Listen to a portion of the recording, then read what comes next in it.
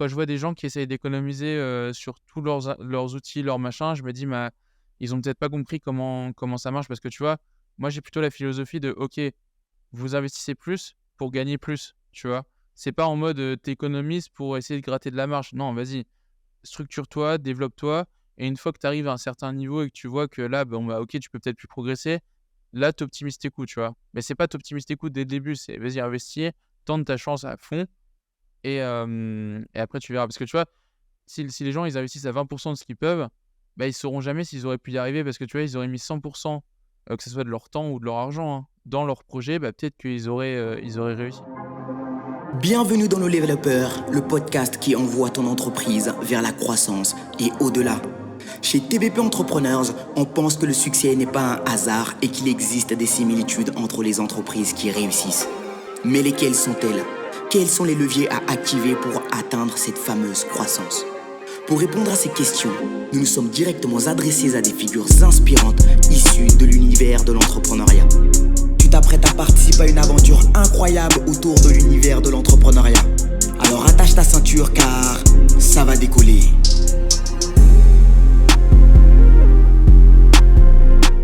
Bonjour à tous, bonjour à tous, bonjour à tous. J'espère que vous allez bien, j'espère que vous avez une super pêche et que tout se passe au mieux pour vous ainsi que vos business. Aujourd'hui, on accueille Benjamin. Pour ceux qui ne le connaissent pas, c'est le pro de la facturation. Donc concrètement, aujourd'hui, on est là pour qu'il puisse nous raconter, comme d'habitude, son histoire entrepreneuriale. Comment est-ce qu'il a fait pour arriver là où il est là actuellement. Donc bonjour Benjamin, comment vas-tu? Bonjour, c'est cool. Bah, écoute, ça va super. Merci beaucoup pour l'invitation. Ça fait plaisir, de venir échanger avec toi. Bah écoute, je t'en prie et ça fait également plaisir de t'accueillir aujourd'hui. Comme tu le sais, la facturation, c'est une grosse problématique pour les entrepreneurs. Moi, j'en dirais pas plus que toi, vu que tu es le pro de tout cela. Donc l'objectif aujourd'hui, c'est que tu puisses vraiment nous parler déjà de ton aventure entrepreneuriale. Nous, comme tu le sais, on est friands, on est conscient que les entrepreneurs ne se font pas du jour au lendemain. On est conscient que vous avez des histoires. Et c'est ce qui nous anime, c'est ce qui m'anime. Donc moi, j'aimerais que tu me racontes un petit peu ta vie, que tu me racontes ton histoire. Comment est-ce que tu as fait pour arriver là où tu es actuellement? Ouais, ouais, OK. Alors en fait, moi, je dirais que ça a commencé quand j'avais 12 ans. Tout simplement, j'ai monté une chaîne YouTube avec, mon meilleur ami et associé actuellement, Corentin, où on faisait en fait des tutos pour faire tous des cracks, des petits hacks sur l'iPhone. Un peu, c'était l'époque où tout le monde bidouillait avec les iPhones et du coup, nous, on s'est mis là-dedans et on a monté une chaîne YouTube où on a même réussi à être sponsorisé, par des gens qui produisent des coques. Alors à l'époque, être sponsorisé sur YouTube, je te parle de ça, c'était il y a 12-13 ans, donc on était vraiment dans les tout débuts de YouTube. On a réussi à monter des vidéos à 200-300 000 vues sur des tutos, iPhone et PS4 aussi à l'époque, PS3. Du coup, ouais, voilà, c'est en fait, je dirais que c'est un peu ça qui a initié le mouvement, de l'en évidemment, on se considérait pas comme entrepreneur, mais tu vois, on a lancé des projets dès qu'on a pu le faire tout simplement. Du coup, on avait 12-13 ans et on touchait déjà un peu de revenus via, la pub Google Ads, enfin sur YouTube du coup. Du coup, on a eu notre premier virement de 100 €, on était tout fou parce qu'on avait 12 ans à l'époque, c'était, notre argent de poche sur les 5 premiers mois, enfin sur les 5 prochains mois, tu vois? Donc c'était assez ouf. Voilà et puis du coup, bah, on a continué à faire des projets comme ça un peu pendant, jusqu'à la première année du master et en fait en master, on s'est lancé à côté de nos études pour les financer. Parce que nous, on a fait une école privée qui coûte, 30 000 € sur 5 ans. Évidemment, on a eu de la chance, il y a certains de nos parents qui ont pu nous aider, mais d'autres, il a fallu qu'ils travaillent pour pouvoir se payer leurs études. Et du coup, bah, on s'est lancé en tant qu'indépendant, en tant que freelance tout simplement, à côté de nos études dès la deuxième année. On a commencé par des trucs simples, des sites web, des choses comme ça et de fil en aiguille, en fait, on s'est retrouvé à faire des projets de plus en plus complexes et on est arrivé en cinquième année de notre master, là où on s'est dit: «Bon, bah, les gars, maintenant on gère des projets à plusieurs dizaines de milliers d'euros. Il faut qu'on se mette dans une structure tous les 4, c'est plus possible de gérer ça avec nos auto-entreprises. Enfin, on veut prendre des assurances s'il y a des problèmes, des choses comme ça» et du coup, bah, en fait, on s'est associés tous les 4 dans une structure, voilà comment c'est né un petit peu l'entrepreneuriat. Bah écoute, c'est top. Merci pour ce retour. Ma question va aller un peu plus deep, au-delà même de l'entrepreneuriat. Parce que là, tu as commencé l'aventure à 12 ans, quand même, c'est pas mal. Au-delà même de l'entrepreneuriat, qui tu es?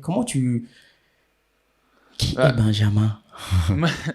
Moi, je dirais que je suis une personne qui est ultra curieuse, dans le sens où je m'intéresse à absolument tout, tu vois? Même des domaines qui m'intéressent pas de prime abord, je vais essayer d'aller, quand quelqu'un tient une enfin, tu vois, me parle d'un sujet, je vais vraiment m'intéresser à la personne, savoir qu'est-ce qu'elle a bah, pourquoi elle fait ça, quels sont les enjeux, les tu vois? J'aime vraiment bien savoir un petit peu quels sont les problèmes des personnes au quotidien sur leur métier, des choses comme ça. Et c'est un truc que je trouve que j'arrive pas à avoir trop en répondant, tu vois? Moi, je suis dans un domaine qui est très technique, enfin, c'est du développement web et tout. Ça peut paraître un peu chiant et du coup, bah, en fait, les conversations sont souvent, tu sais, un peu asynchrones, enfin, dans le sens où je m'intéresse beaucoup à la personne, puis moi, quand je parle de mon truc, il y a personne qui me dit: «Ah tiens, c'est cool de développer», enfin, tu vois? On a toujours été un petit peu dans ce côté geek, donc je pense que j'ai un peu envie de sortir de ça et de m'intéresser à tout et du coup, c'est pour ça que, bah, je suis pas mal présent sur LinkedIn, j'échange pas mal avec tout le monde.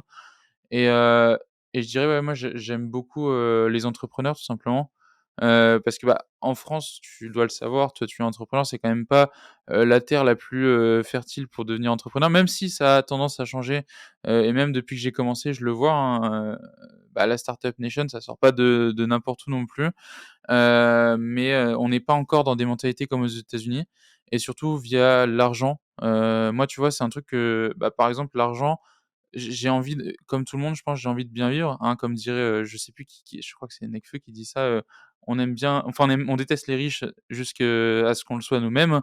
Je crois que c'est Nekfeu qui dit ça et c'est bien vrai parce qu'on le voit en France, hein, quand tu vois quelqu'un, passer avec une Ferrari, tu te dis: «Mais qu'est-ce qu'il a fait ce mec-là pour, avoir autant d'argent?» Et quand c'est à toi, bah, tu sais très bien que c'est du travail et du travail et du travail. Donc ouais, moi j'ai envie de rendre ça accessible à tout le monde, de détabouiser un petit peu tout ce milieu de l'entrepreneuriat, de l'argent, de tout ça. Bah écoute, top, top, beau petit parcours déjà en tout cas. J'ai envie de te poser la question, vu que enfin, tu m'as l'air très jeune. Tu as quel âge, si ce n'est pas trop indiscret?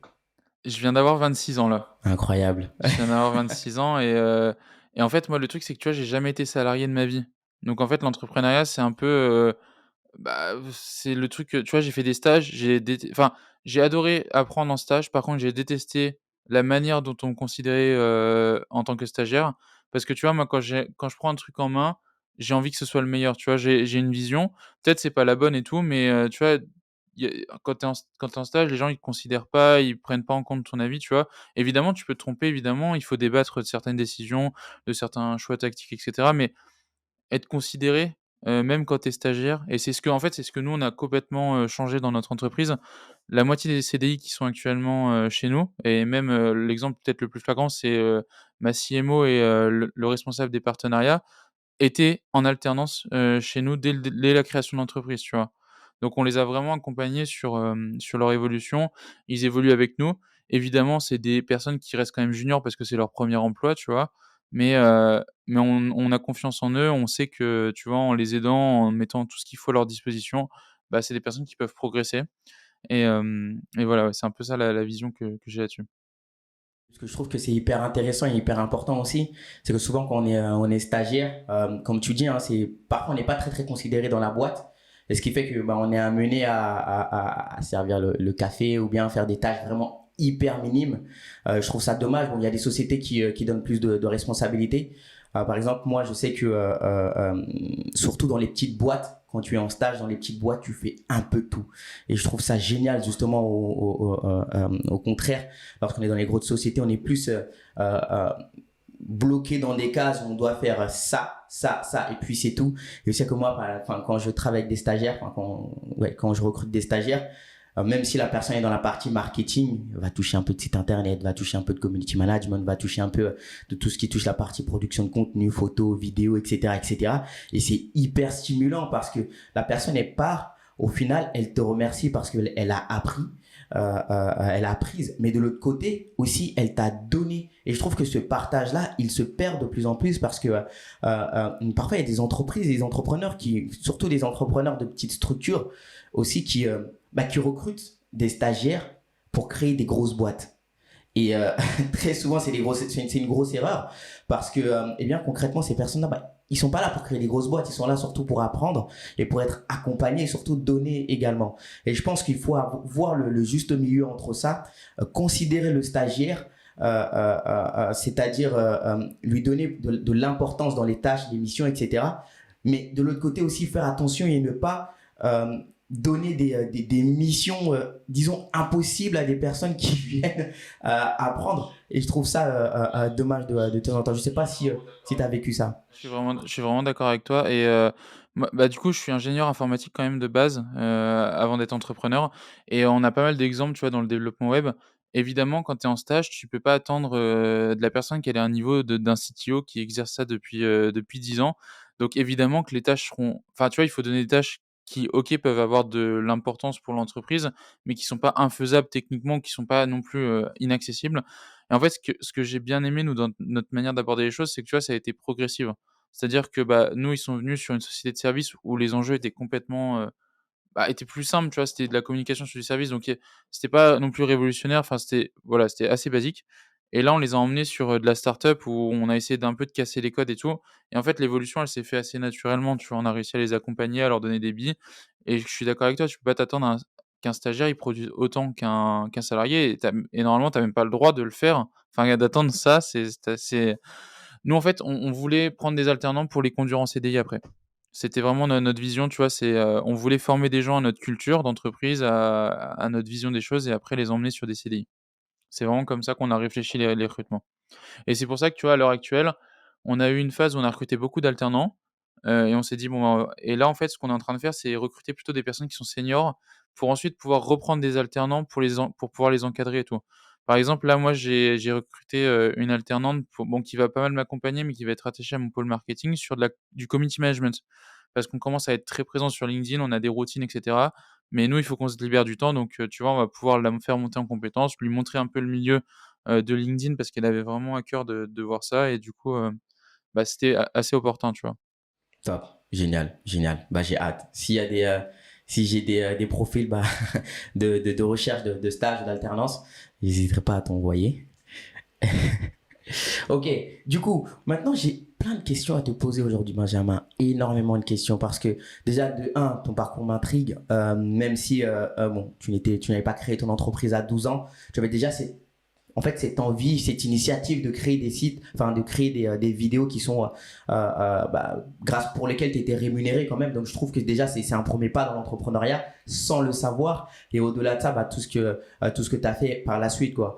J'ai une question avant de rentrer un peu plus dans le vif du sujet. T'as aimé l'école?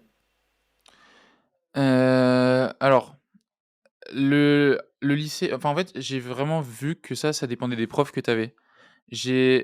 J'ai le collège et tout, j'étais plutôt assez studieux, j'ai toujours eu des bonnes notes, des facilités. En fait, j'ai toujours pas fait grand chose et j'ai toujours très bien réussi, tu vois?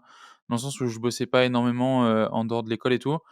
En seconde première, j'ai complètement, enfin, j'ai un peu laissé tomber, l'école. Mes parents venaient de se séparer et tout, c'était un peu le bazar et en fait, en terminale, j'ai eu un prof, notamment de maths, qui m'a fait adorer les maths. Je te jure, j'ai poncé le bac, mais c'était un délire parce que juste le mec, en fait, il m'a donné l'envie d'apprendre, tu vois? Et ça, je l'ai retrouvé dans mon école supérieure. J'ai eu de la chance, j'ai fait une école, supérieure un peu spéciale où tu apprends par toi-même. Bon, grosso modo, tu payes quand même 30 000 € pour, passer ta vie sur internet à faire des recherches, mais au moins tu as un cadre, tu as des gens qui peuvent t'aider s'il y a des questions et tout, donc c'est plutôt cool. J'ai adoré les 2 premières années et en fait, tu vois, après on est rentré plutôt dans des sujets qui, pour moi, se font plus par la pratique. C'est-à-dire qu'en dernière année, on a vu du management à l'international. Théoriquement, c'est quand même j'ai un peu du mal à voir comment tu théorises du management si tu le fais pas. Alors évidemment, il faut avoir des billes, mais tu vois, passer un semestre complet sur, des trucs ultra abstraits comme ça, c'était horrible. Alors que les 2 premières années, c'était génial parce on a fait du développement et on est passé, tu vois, on est passé du vraiment des composants électroniques de l'ordinateur jusqu'à comment tu stockes de manière optimale une donnée, tu vois? Donc on avait vraiment toute la chaîne, du système d'information et en fait, c'est ouf parce que nous, on a réussi à avoir une vision globale sur tout ce qui se passe sur internet, sur l'ordinateur et tout et ça a vraiment développé notre faculté, de compréhension.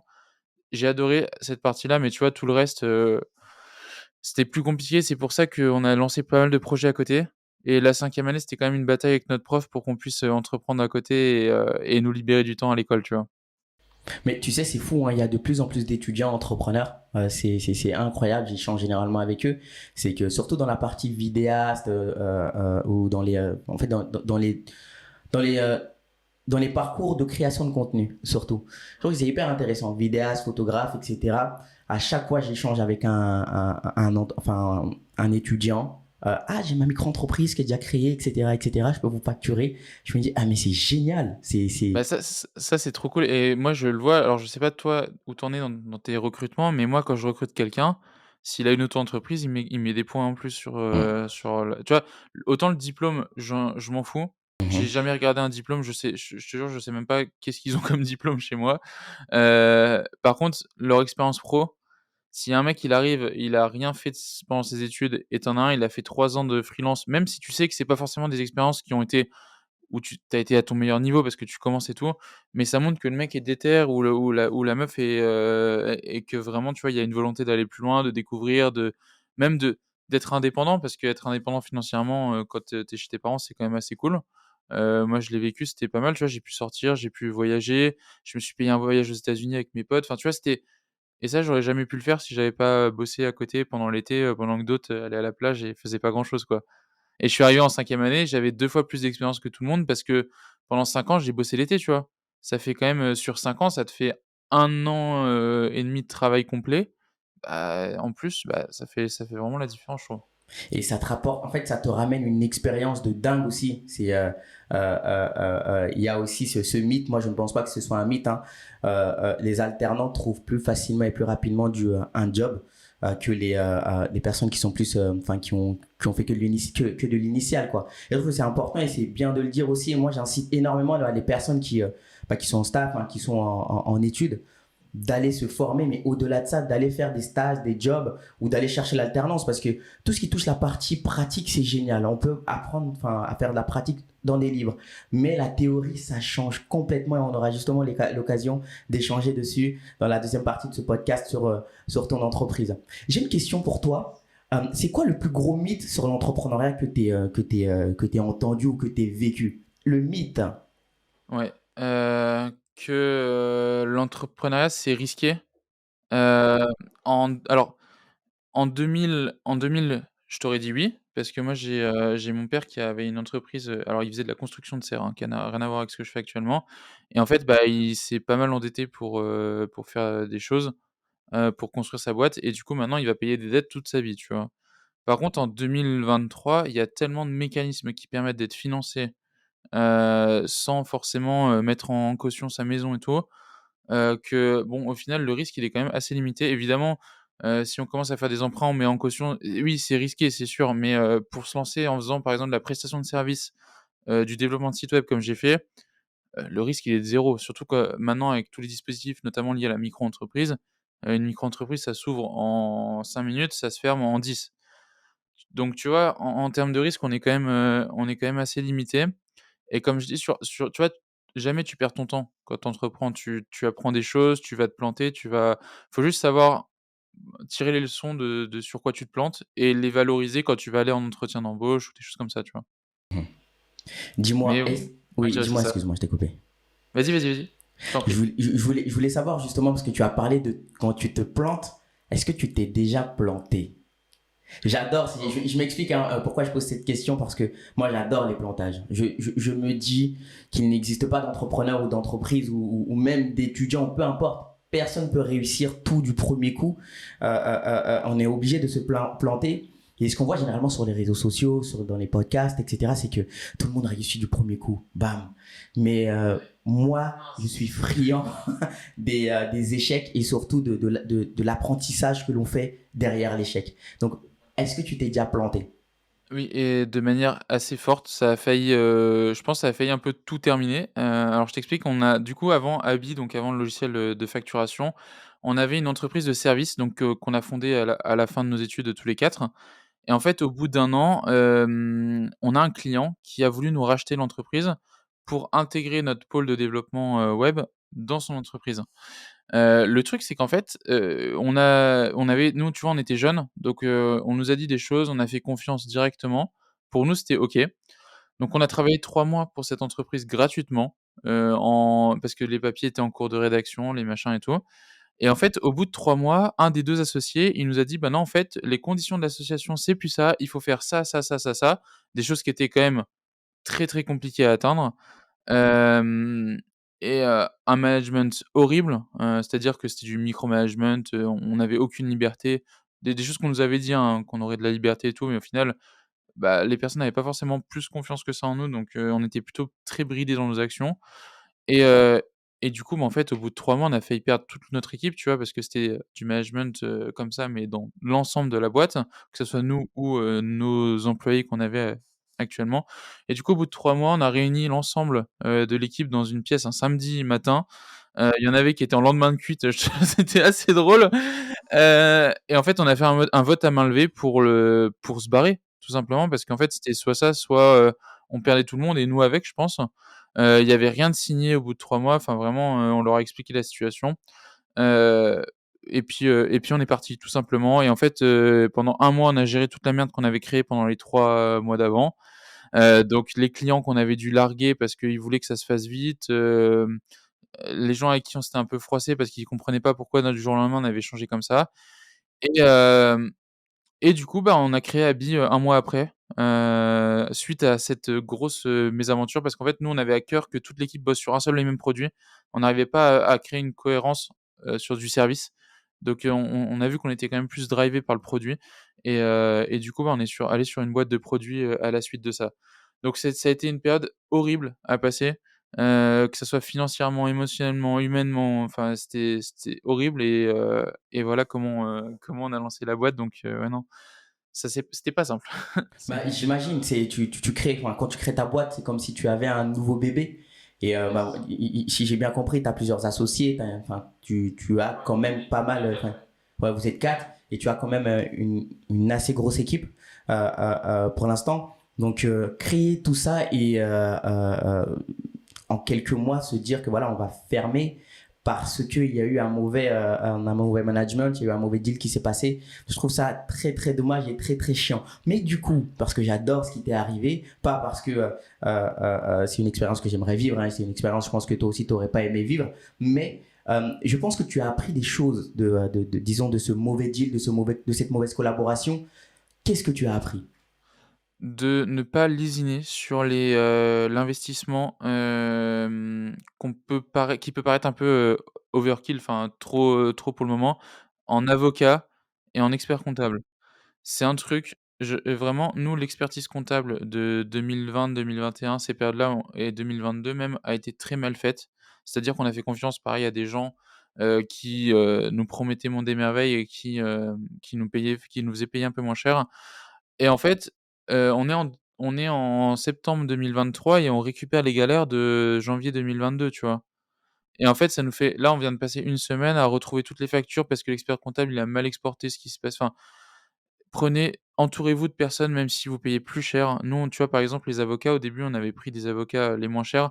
Maintenant, on est avec Fidal. OK, ça enfin, nous, on a fait une levée de fonds, ça nous a coûté plus de 30 000 €, mais au moins, les papiers, on ne sera jamais emmerdé de notre vie, tu vois? Il y aura jamais de problème avec ce qui s'est passé avec l'autre. C'est vraiment plus vous allez payer cher vos conseils et en général, moins derrière vous allez galérer à récupérer la merde que vous avez créée, quoi. C'est un peu ça, tu vois?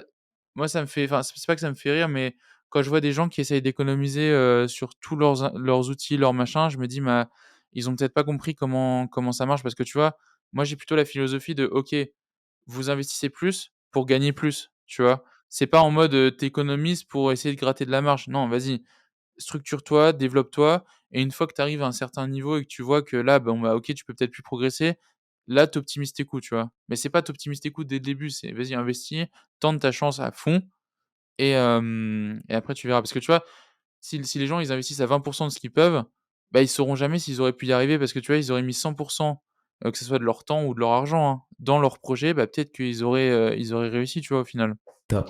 Merci, merci. Et ça me permet de rebondir encore sur la question que tu viens de poser.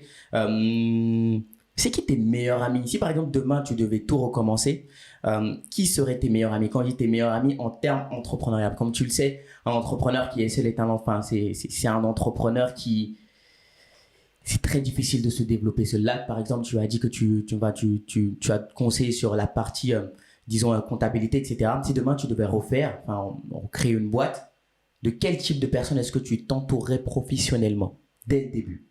Bah, moi, déjà, j'ai la chance, c'est qu'on est 4, et ça, c'est un truc de ouf, c'est une chance, enfin, tu vois, nous, quand on est arrivé sur, Nancy, la première chose qu'on nous a dit il y a 8 ans, c'est: «Bah, les gars, vous verrez dans 3 ans, vous serez plus que 2». 8 ans plus tard, on est toujours 4 parce qu'en fait, on sait que enfin, on a mis notre ego de côté sur toutes les sujets liés au business et en fait, ce qui est ouf, c'est que, tu vois, on arrive à bosser toute la journée et le soir, on fait des soirées ensemble, on peut parler de n'importe quoi. Enfin, tu vois, on a tellement de sujets de conversation différents qu'on s'ennuie jamais et ça, c'est notre plus grande chance, c'est vraiment d'être entouré.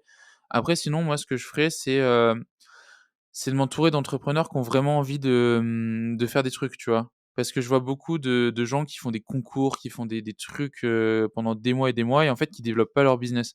Tu vois? Moi, je sais pas si je leur ferais une boîte, enfin, si jamais si Abi s'arrête, je sais pas si je leur ferais une boîte où j'ai autant de salariés et tout. Peut-être plutôt un truc, en solo, ça me ferait peut-être kiffer, par la suite, tu vois? Genre pouvoir, moi j'aime beaucoup voyager, tout ça, bosser à l'étranger. Tu vois? Ça, c'est peut-être plus ça serait je partirais peut-être plus sur un projet comme ça par la suite. Par contre, je sais que je rejoindrai des réseaux de freelance où les mecs, ils veulent dépoter, faire de l'argent et vivre tranquille, tu vois? En fait. Pas aller dans des clubs où il boit un coup le soir et puis, derrière il se passe rien, ça met 10 ans à faire du business. Non, venez, on fait du business, on se dit les choses. Moi, tu vois, ce que j'adore, c'est qu'on est dans un incubateur, Tomcat et en fait, quand tu appelles des entrepreneurs qui sont dans le même truc que toi, bah, les mecs, ils sont là et ils te donnent tout direct, tu vois? Ils ont une confiance et ils disent: «Bah, moi, j'ai levé ça, j'ai fait ça, j'ai mes problématiques». Et ça, c'est ouf, c'est quand tu arrives à discuter avec des entrepreneurs où ils mettent leur ego de côté et ils te parlent de leurs problèmes et vous échangez sur vos problèmes mutuels, tu vois? Parce que tu en as nous, on a des entrepreneurs avec qui on discute souvent, c'est des combats d'ego, tu vois? «Ah bah, moi, j'ai levé ça. Ah bah, moi, ils m'ont dit ça. Ah bah, moi, ils m'ont fait ça» et en fait, nous, on est là, beh, on s'en fout, enfin, viens, on discute de comment tu fais pour ta stratégie SEO, récupérer du monde et tout, enfin, tu vois? C'est ça qui est intéressant, c'est de voir ce que les gens, ils testent. Houston, es-tu là? Je répète, Houston, est-ce que tu me reçois? J'interromps ce podcast à quelques secondes pour partager avec toi notre prochaine mission, Expédition Developers, la fusée qui envoie ton entreprise sur orbite croissance. Comme tu le sais, de nos jours, il est devenu très simple de créer une entreprise. Par contre, faire de la croissance relève d'une toute autre histoire. Alors avec la base de lancement spatial TBP Entrepreneurs, on a décidé de mettre en place cette fameuse expédition. Pour plus d'informations ou pour t'inscrire au prochain décollage, rendez-vous sur notre site internet www.tbpe.fr. Allez, on rappuie sur l'accélérateur vers la Gens, ils croissance. testent et si tu veux, pour donner un parallèle de pourquoi je dis ça, nous, on fait souvent en séminaire des analyses de boîtes, pas forcément dans le secteur, mais dans d'autres secteurs pour voir leurs bonnes pratiques, tu vois? Genre, par exemple, là, on vient de faire ça, bah, on a fait ça hier, c'est tout frais. On a regardé les services clients d'Apple, on a regardé la technologie chez Slack et la communication chez Puissante et en fait, tu vois, on essaie de s'inspirer de bonnes pratiques, d'autres choses, des problèmes qu'ils ont rencontrés, des choses qu'ils ont dû faire face pour que nous, derrière, ça nous ouvre l'esprit et qu'on applique ces choses-là, dans notre business. Tu vois, notre application, tout ce qui est UX, on va s'inspirer des meilleures boîtes, tu vois? Par exemple, on a repris tout ce qui est menu d'intercom et tout. On n'invente pas grand-chose, tu vois? On s'inspire des autres et on prend les bonnes pratiques et c'est ça que j'aime bien chez les entrepreneurs où quand ils sont là pour faire du business et ils le savent et ils ont envie d'avancer et de faire des gros chiffres, c'est ils disent les choses, ils arrivent, hop, en 20 minutes, tu sais plus qu'une conversation de 2 heures avec quelqu'un qui a juste son ego à défendre, tu vois? C'est marrant et j'aime bien ce que tu dis sur cette partie et ça prouve encore la partie, enfin l'aspect, l'importance de la débrouillardise et surtout l'importance du faire avec ce que tu as le plus rapidement possible. Pourquoi? Parce que c'est vrai que moi, de mon côté, souvent je suis parfois confronté à des entrepreneurs qui non mais le produit n'est pas prêt, oui mais ceci, oui mais cela. Mais si tu vas, ils attendent des années en fait, parfois des journées, parfois des semaines, parfois des mois, parfois même des années avant de lancer un produit. Et j'aime bien la façon dont tu vois les choses qui sont que parfois on n'invente rien. Parfois on va chercher les meilleures idées, on les combine et on en fait quelque chose d'encore meilleur quoi. Et je trouve que c'est C'est ça. hyper intéressant d'avoir ça. C'est vraiment en fait, moi j'aime bien dire c'est la l'âme de c'est ton âme que tu vas mettre dans ton produit qui va ou enfin dans ton produit, dans ton service qui va faire de la différenciation, tu vois? Moi je vois on a des concurrents qui, ont voulu réinventer complètement, l'UX sur internet, tu vois? Genre en mettant des boutons dans des autres endroits et tout. Bah, nous tout simplement ce qu'on fait c'est qu'on applique les standards du web, sauf que derrière on met un peu notre sauce magique qui fait que, bah, ça va être mieux que les autres ou ça va paraître plus facile et tout, tu vois? Mais, heu mais on n'a rien inventé, on a juste pris des concepts un peu de partout et puis, on les assemble et on les met à notre manière, tu vois? Super, génial, top, top, top. Et du coup, j'aimerais bien juste revenir sur la petite question que j'avais posée tout à l'heure, qui est si demain tu dois créer ta société, Euh, Quelles sont, si tu veux, les compétences? Là, tout à l'heure, tu m'as parlé de compta. Quelles sont les compétences avec lesquelles tu t'entourerais concrètement pour ça? Alors ouais, bah, ça dépend, tu vois, de quel type de structure je fais. Si c'est de la micro-entreprise, bah, évidemment, je prendrai un logiciel, comme le mien, comme Abi pour, gérer tout automatiquement, tu vois? Ça c'est le top. Par contre, si je crée une SAS, c'est tout de suite prendre, bah, du coup, expert comptable, tout ça, vraiment des conseils comme ça et après, je dirais qu'en fait, il y a un truc qui me fait kiffer, c'est les assistantes virtuelles. C'est un truc qui se développe pas mal sur LinkedIn. En fait, si ta boîte, elle commence à marcher et que tu te sens, sous l'eau, tu vois? Hop, faut déléguer. Faut pas avoir peur de déléguer. Peut-être ça sera moins bien fait que ce que tu attends ou c'est pas forcément que ce sera moins bien fait, c'est que ça sera pas fait comme toi tu l'aurais fait et tu as l'impression que c'est moins bien fait, tu vois? En général, alors que le travail, il est fait et c'est très bien. C'est pour ça qu'en fait, nous, on avance super vite avec Abi. C'est que, tu vois, je prends le pôle marketing parce que c'est souvent un peu là où ça coince avec les entrepreneurs, c'est ils veulent qu'ils aient une image parfaite et tout. En fait, nous, ce qu'on fait, c'est qu'on fait du contenu et on y va et en fait, il y a rien qui est bridé. L'équipe marketing, ils font ce qu'ils veulent, tu vois? Genre, ils publient des carousels, il y a des fautes dedans où c'est pas bien ce qui est dit. C'est pas grave, il est fait. Bon, bah, OK, on leur fait un feedback, mais ça sera mieux fait la prochaine fois, tu vois? Et en fait, juste le fait de faire des trucs, bah, ça fait que t'en déroules plein et tu fais confiance aux gens et en fait, toi, tu peux te multiplexer, tu vois, après et tu 10 fois plus efficace que si tu contrôlais tout. Moi, j'ai déjà vu des boîtes, enfin, celles où ça s'est mal passé, la moindre modification sur le site web, de couleur de boutons, de texte et tout, devait passer par le CEO de la boîte. Enfin, vas-y, si le CEO de la boîte, il a que les boutons à regarder sur le site web, c'est qu'il y a un problème, tu vois? Déjà, c'est pas la meilleure personne pour en fait, c'est ça, pose-toi toujours la question, est-ce que tu es la meilleure personne pour savoir ça, tu vois? Et du coup, bah, si tu pas les compétences, tu délègues et du coup, ouais, non, moi, je m'entourerais de pas mal de freelance, en tout cas. Pas forcément de salariés parce que, bah, forcément en France, tu as plus de contraintes, si tu veux couper des coûts et tout, tu peux pas licencier quelqu'un comme ça en 2 secondes. Donc je pense, des freelances avec des charges variables où tu peux dire: «Bon, bah, le mois là, c'est un peu la merde, je peux pas vous prendre». Tu vois, ça c'est cool comme fonctionnement, je trouve. Ok, top. Merci pour cette réponse. Maintenant, prochaine question. Si demain tu devais créer une boîte, si demain tu devais créer une boîte, je répète, si demain tu devais créer une boîte, quelle serait ta dream team? Tu as le droit de choisir trois top entrepreneurs que tu valides à fond. Et demain, tu dois créer une boîte à, je ne sais pas moi, par exemple 500K pour la première année. Tu appellerais qui? Ça peut être un entrepreneur français ou bien un entrepreneur qui vient de toutes parts du monde, quoi. Yes. Alors moi, j'ai des personnes que je suis beaucoup sur LinkedIn et qui sont ouf. Il y a Louis Pile, peut-être tu as déjà vu, qui fait des vidéos pour nous. En fait, parce que pourquoi lui? Parce que la vidéo, c'est quand même un des axes de ouf, à exploiter en 2023. Après, il y aurait Amandine Barthes qui s'occupe de tout le SEO de Wallaxy. Alors pourquoi elle? Parce que déjà, c'est une personne, elle est adorable. Enfin vraiment, elle est adorable, elle se donne à fond. Nous, on la prend pour le SEO de Abi et elle fait des trucs, enfin vraiment, elle nous a fait vraiment bien level up et son branding, genre, ça se voit qu'elle a un truc en plus, tu vois? Elle a un branding autour de la loutre qui est incroyable, enfin, vraiment, elle se dépasse de ouf et après, en troisième, c'est un peu j'ai moins de trucs, je dirais un mec comme Oussama, Hamar, tu vois? En fait, les gens, ils l'aiment pas, mais parce qu'ils comprennent pas, tu vois, forcément la philosophie du mec là. Lui juste, il essaie de guider, enfin, je kiffe vraiment beaucoup ce mec. J'ai regardé, c'est un peu lui qui nous a aussi, forgé à la start-up et tout. Tous les contenus de coup d'état et tout, on a tout regardé et on a même pris un Better Call, Ous pour Abi. C'était sur, une question sur la stratégie de contenu et est-ce qu'on devait devenir une brand média ou pas? Et tu vois, en fait, ce qui est ouf, c'est que le mec là, il va t'ouvrir le champ, enfin ton esprit, à réfléchir sur plein de trucs et tu vois, après ce qu'il a fait, est-ce qu'il a eu des problèmes et tout, ça on s'en fout, tu vois? C'est la personne qui m'intéresse. Donc voilà les 3 personnes que je prendrais.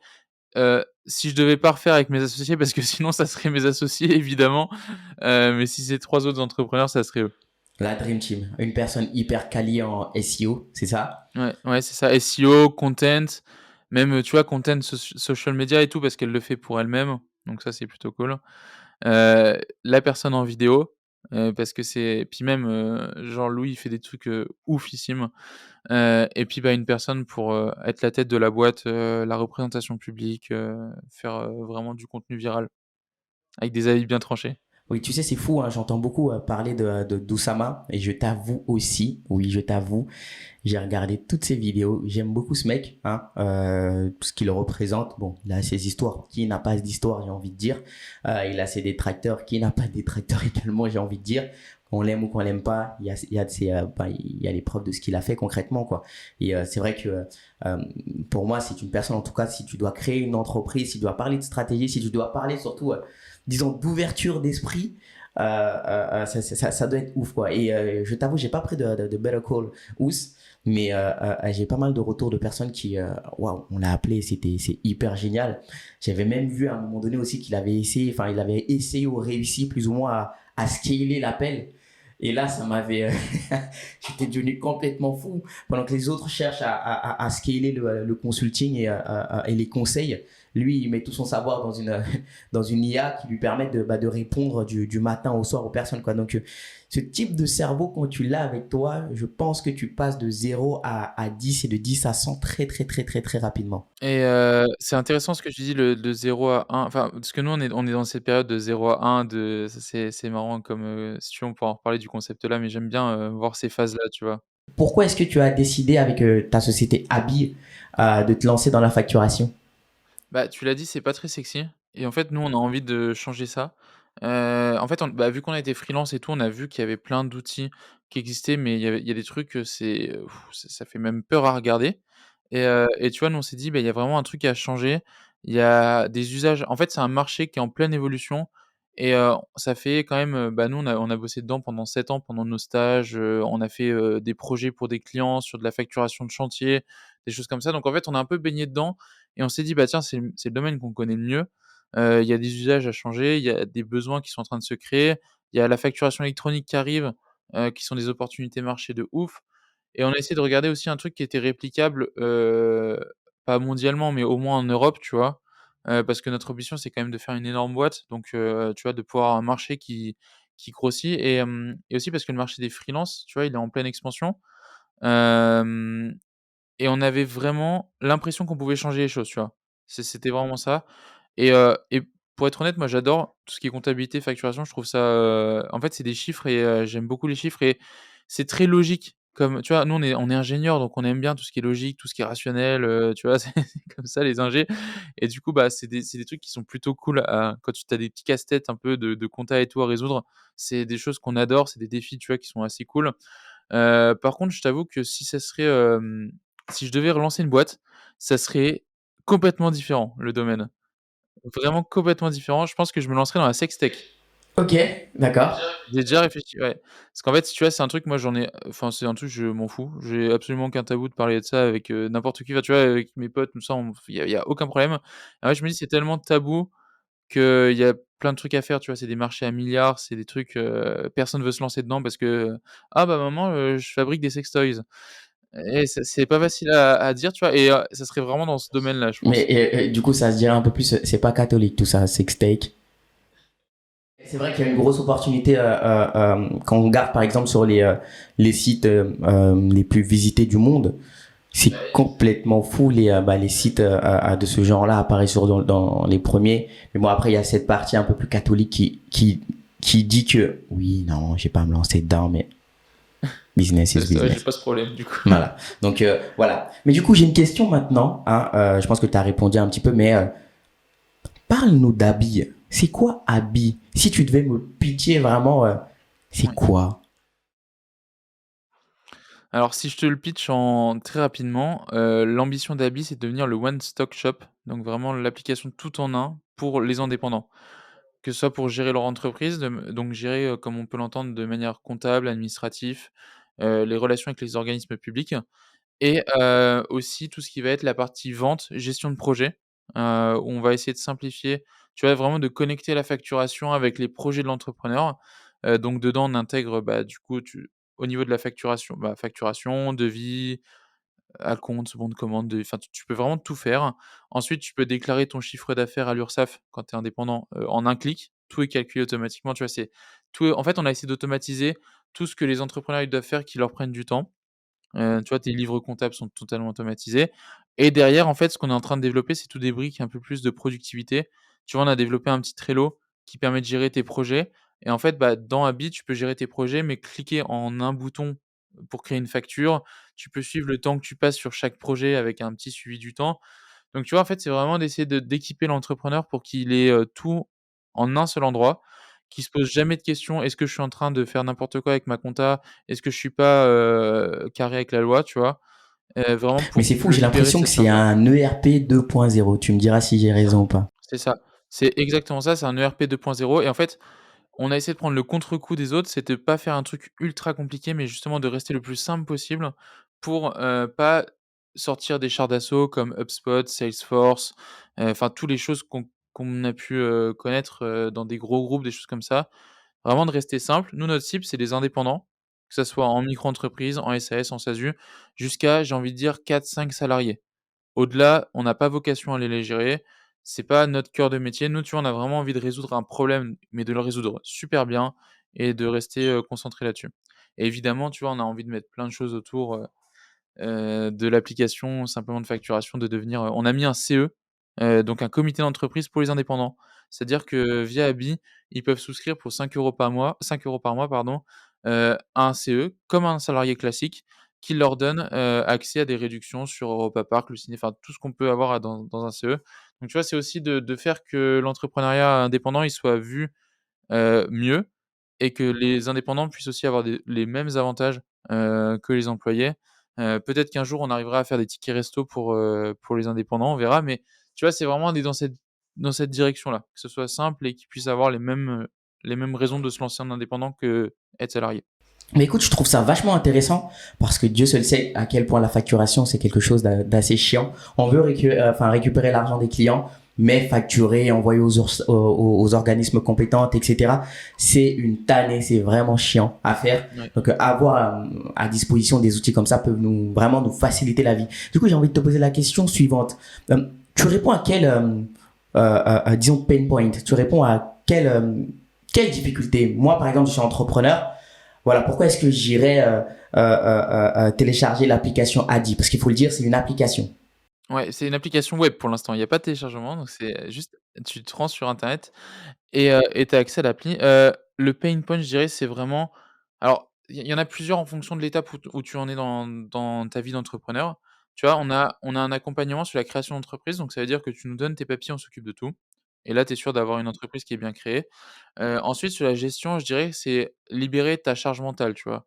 Parce qu'on a plein d'automatismes, alors que j'ai pas forcément évoqué avant, mais que je peux te donner là. On a les relances de factures en cas d'impayé, c'est-à-dire qu'Abi va automatiquement relancer ton client à la fréquence dont tu l'as dit, à la date d'échéance de ta facture. Ensuite, on a, bah, tous les aspects légaux qui sont gérés automatiquement, c'est-à-dire que quand tu es indépendant, tu dois gérer un livre de recettes, tu dois mettre tout ce que tu gagnes. Ça, dès que tu mets une facture en payé, hop, on te génère ton entrée dans ton livre de recettes. En fait, tu vois, tu es sûr que on a déjà eu des clients qui se sont fait contrôler par l'URSSAF et ils ont dit: «Mais, c'est quelle application? C'est vraiment génial», parce que tu vois, on a fait tout pour que ce soit facile, à un contrôleur URSSAF pour qu'il puisse contrôler et que nos clients n'aient rien, à s'inquiéter. Et tu vois, en fait, tout est centralisé au même endroit. J'ai envie de dire, c'est un peu ça parce que quand tu es indépendant, tu as un logiciel pour facturer, tu as un logiciel pour suivre tes clients, tu as un logiciel pour, tu vois, par exemple, peut-être un jour, on ira sur, de la réservation de créneaux en ligne, développer un petit truc comme Calendly, tu vois? Évidemment, en fait, nous, vu qu'on est sur des indépendants, les gens ont besoin de moins de fonctionnalités qu'une boîte comme Abi, où il faut gérer des agendas pour 10 personnes différentes avec des enfin, tu vois? Et du coup, c'est beaucoup plus simple de nous produire en interne, parce que toute la tech est en interne, de nous produire des petites versions de chaque, brique qu'un indépendant peut avoir, tu vois? Donc c'est aussi cette volonté de rassembler tout au même endroit et d'avoir un seul et unique abonnement qu'on a voulu très peu cher pour que tout le monde puisse vraiment gérer leur boîte. Nous, tu vois, les abonnements gratuits, tu peux faire tout ce qui est légal, enfin tous les besoins légaux, c'est-à-dire déclarer ton CA, facturer, faire des devis et cetera et en fait, toutes les fonctionnalités qui vont être dans les plans d'au-dessus, ça va être, par exemple, toutes les relances d'impayés, les rappels de déclaration URSSAF parce qu'on te rappelle quand tu dois déclarer pour être sûr de jamais oublier, tu vois? En fait, toutes ces choses-là, on les a voulu payantes parce que c'est des fonctionnalités qui vont vraiment bah, tu vois, c'est du petit plus, c'est du bonus. C'est vraiment si tu veux aller plus loin, tu vas avoir ça, personnaliser ta facture, mettre ton logo, tes couleurs, tes choses comme ça, tu vois? Et l'abonnement, il est à 9 € et à 16. Donc tu vois, ça reste par mois, donc ça reste super accessible par rapport à un marché où tu peux avoir des logiciels à 50 € par mois. Hyper intéressant, hyper intéressant. Et je m'imaginais déjà en train d'utiliser, j'imaginais des indépendants en train d'utiliser parce que j'ai été indépendant aussi avec une des sociétés que j'avais créées. Concrètement, on fait face à énormément de choses. Moi, je n'ai pas peur de le dire, alors je le dis, des choses chiantes. Concrètement, déclaration aux URSSAF, les envois, les rappels. Parfois, tu oublies même de faire les déclarations, donc tu te retrouves souvent avec des pénalités en fin d'année et toutes ces choses-là, alors que ce n'est même pas que tu n'as pas envie de le faire, t'as pas le temps et t'es occupé à aller chercher du business. Donc, si tu as une application qui te donne la possibilité justement de centraliser tout ça, en fait, à t'entendre, j'ai l'impression que vous voulez centraliser différentes étapes aussi d'un entrepreneur, quoi. Il y a la partie création d'entreprise. Du coup, ma question serait, est-ce que c'est plus une création de micro-entreprise ou vous créez également des sociétés? Non, Il y a plein de on questions est qui vraiment que m'arrivent là. sur Ouais. non, on n'est pas expert comptable, ni avocat, donc en fait, on peut créer que des micro-entreprises. Tu as pas le droit, quand tu es pas expert comptable, de créer des SAS et des choses comme ça. Par contre, une SAS peut venir gérer son entreprise, sur Habit. Donc comme je te disais tout à l'heure, plutôt des SAS qui vont être à une, 2, 3 personnes dedans. Pas avec, nous, tu vois, une taille comme nous, c'est pas gérable sur Habit, c'est pas possible. C'est on n'a pas vocation à le faire, je pense. Et du coup, ce qu'on veut développer, c'est par exemple des gens qui commencent à être accompagnés par les experts comptables. Quand tu es en SASU, en EURL, que tu es tout seul et que tu commences à faire, je sais pas, par exemple 200 000 – 300 000 € de chiffre d'affaires par an, là, en général, tu as un expert comptable et du coup, nous, notre vocation, c'est quand même d'aller chercher ces experts comptables, pour qu'ils puissent accompagner leurs clients directement sur Habit. Mais, comme je te disais, à se limiter à des entreprises assez petites. Mais effectivement, ouais, c'est cette volonté. Ok, super. Du coup, ma prochaine question, c'est tu travailles avec, je reviendrai sur Rabi, hein, t'en fais pas, j'en ai des questions. Tu travailles avec des associés, enfin, des personnes avec qui, enfin, des associés amis en même temps. Euh, Comment est-ce que ça se passe? Justement, c'est quoi l'organisation au sein de la société? Qui fait quoi, comment, pourquoi?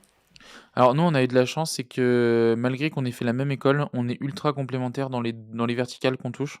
Je sais pas comment ça s'est fait, mais on a réussi à se spécialiser tous, en même temps dans certaines, dans plein de directions différentes et j'ai envie de dire, c'est un peu ce qui, je pense, peut poser problème, quand tu es 4 et ce qui peut poser des ruptures, c'est, tu vois, les gens qui vont se marcher sur les plates-bandes, qui vont avoir des problèmes d'ego, des choses comme ça. Alors que nous, c'est vachement séparé et c'est plutôt bien réparti, c'est-à-dire que Corentin, donc j'ai 3 associés, Corentin, Nicolas et Jérémy. Corentin, il s'occupe de la partie produit, c'est lui vraiment le chef produit qui va imaginer toute l'UX, les fonctionnalités qu'on va prioriser, choses comme ça, qui recueille les besoins, utilisateurs. On a Nicolas qui est le CEO, donc lui, il s'occupe vraiment de la partie, investisseur, la partie financier, la partie stratégie business. Évidemment, il nous consulte, hein, mais c'est lui qui fait, la majorité tu vois, qui donne vraiment la majorité de la vision, qui va essayer de prévoir ça financièrement. On a Jérémy qui est le CTO, donc là, qui est vraiment, notre petit geek, de la boîte, tu vois? Où là, il va vraiment s'occuper, lui, ça 100 de sa semaine, c'est, de la technique, que ce soit de l'infrastructure, enfin, tu vois, vraiment, il fait même de l'IA, enfin, c'est quelqu'un qui est assez doué. Et moi, tu vois, je suis plutôt transversal dans le sens où je suis directeur des opérations, donc j'essaye de coordonner l'ensemble des équipes entre elles. Et je vais essayer aussi de répondre aux problématiques des gens. Tu vois, en général, s'il y a un truc qui coince à un moment donné, c'est moi qu'on va venir consulter. Quand il y a des teams, qui ont besoin de lier, tu vois, par exemple, le marketing et la technique, en général, c'est moi qui vais faire ce lien, dans les opérations et après, sinon, moi, je m'occupe aussi de la partie RH. Vraiment gestion RH, tout ça, c'est moi qui ai mis en place, tu vois, tout ce qui est, mutuelle d'entreprise, tout ça, je m'occupe de cette partie-là. C'est juste qui me font plutôt kiffer et essayer de, tu vois, de développer la culture de la boîte, apporter des choses nouvelles, tout ça, j'essaye de bosser pas mal là-dessus. Disons que t'es le petit chef d'orchestre, quoi. Ouais, même si, évidemment, je me fais beaucoup aider, tu vois, de mes associés. Je pense notamment à Corentin qui est très fort pour la partie gestion de projet, coordonner les équipes et tout. Mais tu vois, ouais, dès qu'il y a un problème, en général, le problème, il vient sur mon Slack et je dois me débrouiller pour le résoudre. Mhm. Et du coup, comment est-ce que tu t'organises ta journée en tant en tant qu'entrepreneur et en tant que chef d'orchestre? Parce que ça doit pas être facile, quoi. Non, c'est un peu compliqué parce que, tu vois, comme je te dis, je suis souvent dérangé par des problèmes. Du coup, quand je planifie des choses, j'ai généralement le temps de faire un cinquième de ce que j'avais prévu, donc c'est assez relou.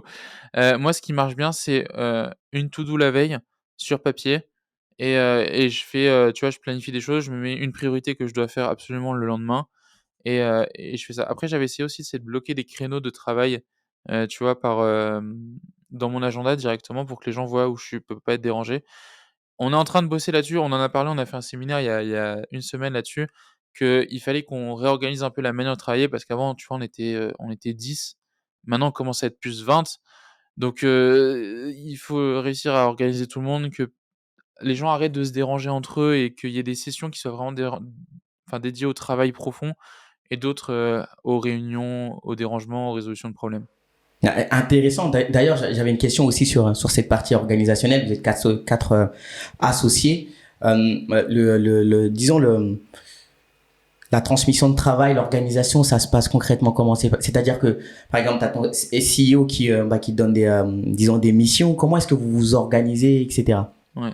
Alors, l'organisation, elle se passe plutôt donc ce qu'on fait, c'est que tous les 3 mois, on fait, un gros séminaire entre exécutifs pour déterminer les objectifs de la boîte, les objectifs communs, tu vois? Qu'est-ce qu'on doit atteindre en termes de chiffre d'affaires, de revenus, de panier moyen, des choses comme ça et ensuite chaque, dirigeant de pôle va essayer de faire découler, des objectifs à son pôle en fonction des objectifs qu'on a décidés, tous ensemble, tu vois? Donc c'est quand même, ils sont très libres, de faire ce qu'ils veulent, d'organiser leur journée comme ils veulent, de faire les tâches qu'ils veulent. Par contre, ça doit répondre, à l'objectif qui a été défini, en commun, tu vois? Ok. Donc il y a quand même cette partie où voilà, chacun a son objectif, chacun fait un petit peu ce qu'il veut, mais le but final c'est d'atteindre cet objectif qui est disons l'étoile que chacun L'objectif doit commun, ouais, c'est ça. Ouais, l'étoile, c'est ça, enfin c'est l'objectif ça. commun quoi. Ok, Ouais. super. Tout à l'heure tu m'as parlé du X aussi. Est-ce que est-ce que on peut échanger un petit peu dessus l'importance de l'UX, parce que voilà, concrètement on sait que le monde est en train de changer, l'entrepreneuriat est en train de changer et tout le monde, d'ici quelques années, je pense que la majorité des business tout le monde sera obligé d'être sur le digital, quoi, concrètement. Donc, il y a une grosse concurrence qui est en train de se jouer aussi.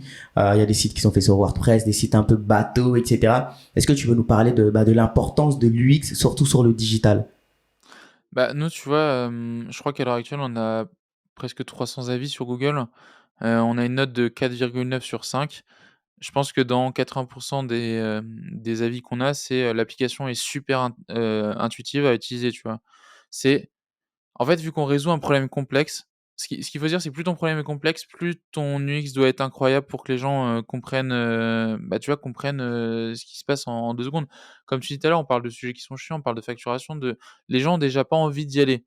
Tu vois? J'ai envie de te dire, une UX mauvaise sur, un site comme Netflix, évidemment, c'est grave parce qu'il y a la rétention, les machins, les trucs comme ça, mais tu es là pour passer un bon moment, tu vois? Donc si le site il bug, tu vas pas non plus, péter un plomb, tu vas fermer l'application, la relancer, tout. Par contre, si déjà tu es dans un mauvais mood, que tu fais ta facturation, que le truc il bug, tu comprends pas où c'est, que tu es perdu, bah, tu vas être encore plus frustré, tu vois?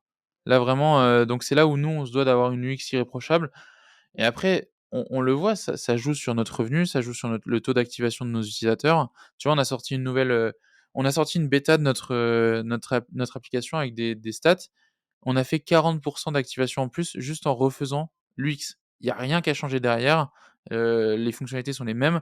Par contre, elles sont beaucoup plus mises en avant, elles sont mises en avant différemment. Tu vois, on a fait des tests et nous, on parle énormément avec nos utilisateurs. C'est quelque chose, en fait, on est vraiment user centric, tu vois? Tout est fait pour le client. S'il y a un problème, c'est notre faute, c'est pas le client et on n'hésite pas à rembourser. Tu vois, ce qu'on se dit, c'est que là, on est au début de l'aventure. S'il y a un problème avec un client, on rembourse. C'est pas un client maintenant qui va faire que la boîte, elle va réussir, tu vois? C'est les 100 000, 200 000, 1 million qu'on va aller chercher, dans les 2-3 prochaines années.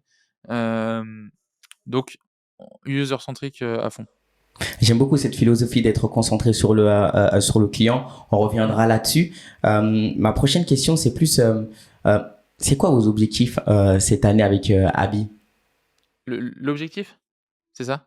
Hem Déjà, nous, en tant que boîte, c'est d'atteindre la rentabilité, parce que, bon, on a levé des fonds, c'est pour financer le logiciel qui a coûté énormément d'argent avant qu'il commence à être, vendable. Je sais pas si ça se dit, mais on va dire que oui. Et ap Là, on aimerait bien sortir une appli mobile, qui est un sujet de bataille, constant chez nous. dans le sens où il y a au moins en fait, on a un système où les gens peuvent déposer leurs idées et là, on a atteint plus de 350 personnes qui ont voté pour l'idée-là, qui est la top, ouais, non, c'est vraiment, donc l'objectif, c'est de sortir cette, purée d'applications mobiles avant la fin de l'année, au moins en version bêta et de faire un coup de tonnerre, en termes de communication, avec ça. On a déjà quelques idées, mais il la faut pour, pouvoir exploiter ça. Tu sais, j'aime bien cette idée que vous avez, c'est de mettre en place une boîte à idées. Ouais. Mais est-ce que la boîte à idées, elle est accessible que en interne ou bien les clients aussi peuvent donner leur avis? C'est en fait, en interne, on a une boîte à idées en interne qui est sur Slack, tout simplement. On s'envoie des Slack, là-dessus.